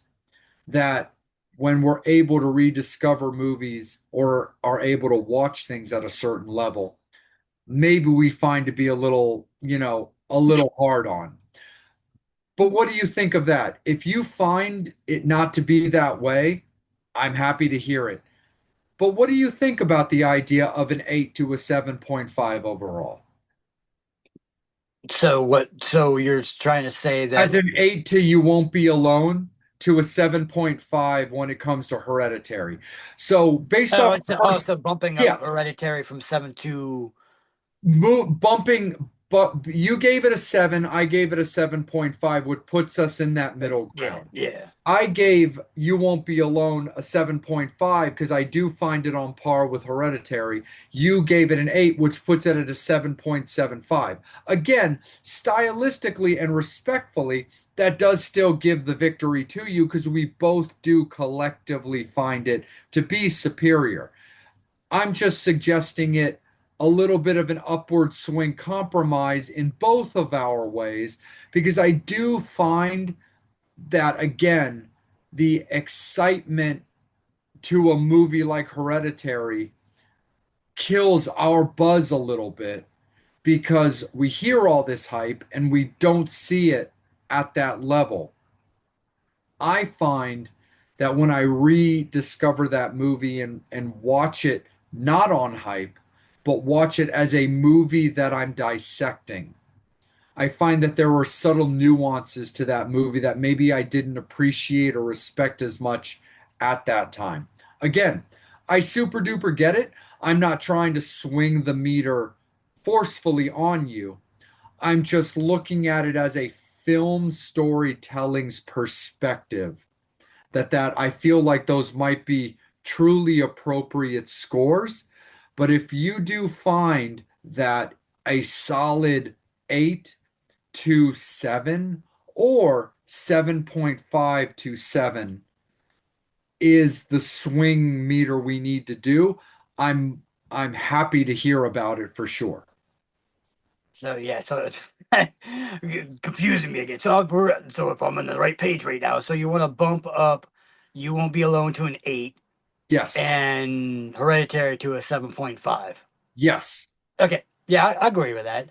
Like I Yeah, said, to me, because you and I, even at the 0.75, you and I are still a difference of a half a point. yeah. I mean, Collectively. yeah, I'm completely cool enough with bumping bumping, each respective movie up a quarter than what the mutual agreement would be. So, like I said, since it was 7.25, 7.5 is good for Hereditary, and 7.75 to 8 for You Won't Be Alone is good. Yeah, like I said, yeah, I mean, yeah, I'm completely cool with that because, Won't Be Alone has such a good real story to it. yeah, like I said, to me, like I said, that I don't think that Hereditary is that bad of a film, so I don't mind giving it a little bit extra just because the story and the people and stuff like that. But yeah, yeah, I'm completely cool with doing it 8 into 7 versus 7.5. Absolutely. So there you go, Fangs and Infernos. There it shall be. We are giving victory to the devil on this one, for You Won't Be Alone when it comes to our Witches Showdown, taking out Hereditary. Two very interesting movies, two very excellent, well played stories, and excellently acted movies, but a true story, a real arc, and a real intrigue into characters is not something that deserves to be shunned or put aside. And that's a very, very important aspect when it comes to You Won't Be Alone. So that's the way it shall be with a victory to the devil when it comes to our Witches Showdown. So welcome to season 3 there, Fangs and Infernos. It's been a really, really cool start, and we are super stoked that you are down for the ride. So this is the way again it shall be.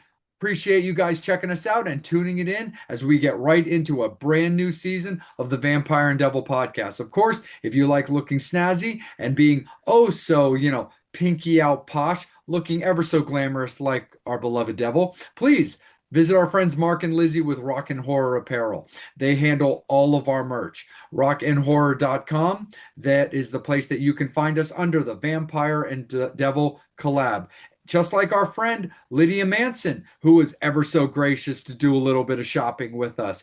We did a beautiful, awesome interview with her at New Jersey HorrorCon not that long ago. So please, guys, make sure that you go and check that out. But again, we appreciate all of your Fangs and Inferno support when it comes to not only supporting us with the merch, but also supporting Mark and Lizzie and what they do. And since we were talking about witches, we can't neglect our beloved John Kozik, who owns the Salem Witchboard Museum and the Witchboard Museum of Baltimore. Please get out there and support small businesses, especially independent museums. They're incredibly important, and John is an absolutely awesome, awesome guy. So definitely make sure that you're checking him out. If you want to stay hot in this chilly weather, Brutalities is your way to do that. Of course, we absolutely love them. Amazing flavors, amazing, amazing products. Of course, you guys know that myself and Devil are big Wednesday 13 people, and they have collabed with him for multitudes, 4 different kinds of teas when it comes to Wednesday's catalog. So definitely get out and check that out. It's really, really, really awesome stuff. And of course,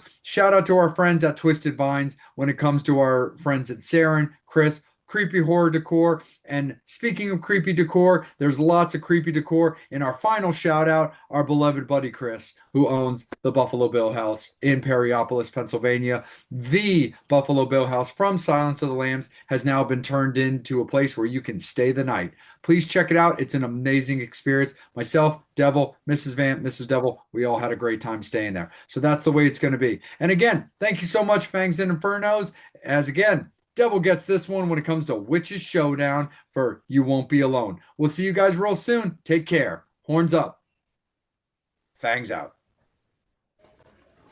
Devil, my friend, I think it's time that we spill the tea. Brutalities. Vampire and Devil podcast couldn't be more excited, more humbled to let you all know that we have partnered with very dear friends of ours for a long time in Brutalities. And there's so much great stuff, so many flavors, so much to enjoy, and we're going to talk to you a little bit about it. Isn't that right there, my friend? Oh yeah, we like it hot. Of course the Inferno likes it hot. Do you like the hot tea? Well, you might as well get some Brutality. Yeah, horror movies, puns, rock and roll, Brutality's got it all.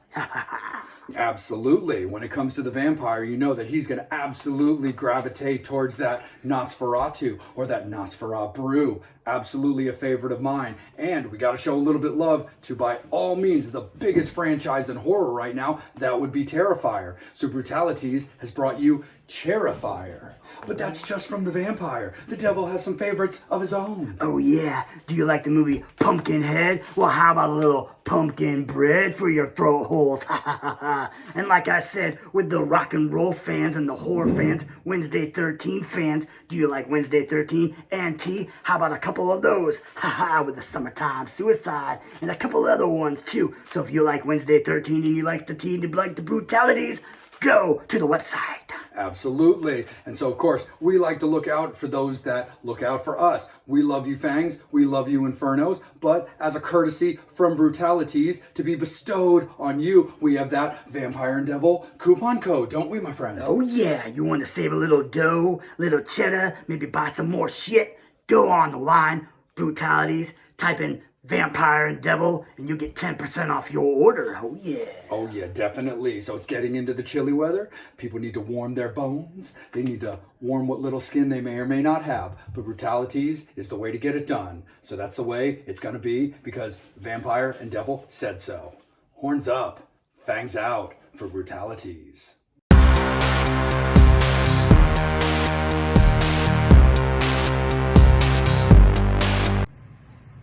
right there, Fangs and Infernos. Let's talk about a brand new Coffin Nails, and we're going to deep dive into 1999's Cold Hearts. It actually co-stars Amy Jo Johnson, who a lot of people, of course, will know as the original Pink Ranger from the TV show The Power Rangers.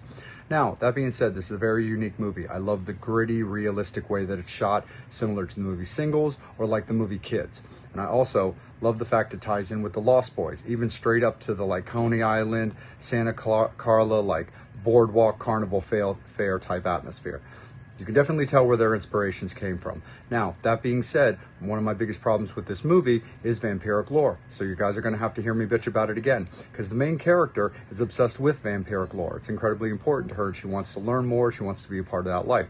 Gets into a bad romantic relationship, ultimately gets turned, and her obsessions start making her, stealing blood, doing kills, doing what she has to do to survive.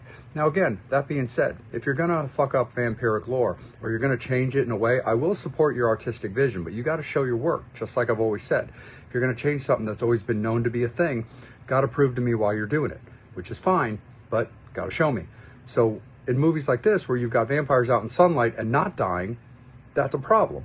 But you also have a death in this movie that's probably one of the better deaths of the movie, of a vampire laid out on a beach chair being forced to watch the sun rise and turning her into ashes. And the fact of the matter is, you're kind of steering away from that in one aspect, and you're having it as a death sequence in another. So the fact of the matter is, it's inconsistent. You got to do better. But overall, I like the story. I like the way it's designed. It tackles some real life issues as well when it comes to domestic violence, mental health, having like a lover or a loved one, mentally abusing you and things. With, like I mentioned with the movie Kids, not a lot of movies at that time were even tackling those subjects. So I really did appreciate that when it came to this. But overall, it is a good time. I do enjoy the movie. I'll probably circle back around periodically, but not likely on a very consistent basis. But it's got a little bit of charm to it. It's worth a casual look, but you don't have to make a major schedule for it. Check it out at your leisure, see how you feel, and go from it for there. So for me, I'm going to give this movie a 5.0. I meet it in the middle because there's aspects I like, but there's problems with the lore, and that's always going to hurt it in my scores. So that's the way it's going to be. 1999's Cold Hearts. Ghouls and Fangs, Vampire and the Devil here. We got a little question for you. Devil, there's kind of a triangle, a three-headed monster per se, when it comes to Baltimore, that I don't think people necessarily realize. We've got Edgar Allan Poe, we've got John Waters, but what else do we have? We got the Ouija boards, oh yeah. Absolutely. Starting in Baltimore way back in the day, a lot of people are unfamiliar with William Fuld and Elijah Bond, who patented, and the birth of the Ouija board was right here in Baltimore. Devil and Vampire coming at you from the Witchboard Museum of Baltimore, courtesy of our friend John Kozik, who invited us out to check it out and shoot a little conversation action to let you guys all know. Of course, you've seen on our socials that we have partnered with both museums, and we couldn't be more appreciative to John for that opportunity. So whenever you're here in Baltimore, of course, right attached to the Bazaar Oddity Shop off of the Avenue, you have Witchboard Museum Baltimore. And when you're in Witch City, USA, up in Salem, Massachusetts, that's when you get to visit the Salem Witchboard Museum. Oh yeah, if you want to see some cool stuff, see some cool boards, get some cool history, go see our boy John. Man, that guy is really awesome, man. That dude knows his boards, he knows his history, he's about preserving the society of witch boards and the talking boards and all that goodness. And we love it. We love the fact that, they were gonna bring in this museum here in Baltimore, so all the Baltimore fans or all your East Coast fans that are maybe not as far away, going up to Salem, come out to Baltimore and check it out, you know what I mean? Because there's some cool stuff in this museum, and you gotta check it out, because the devil and the vampire said so. That is facts right there, my friend. Again, absolutely attached to the Bazaar Oddities shop in the Avenue in Hamden for the Baltimore established Witchboard Museum, or off of Essex Street in Salem, Massachusetts for the Salem Witchboard Museum. Horns up, fangs out.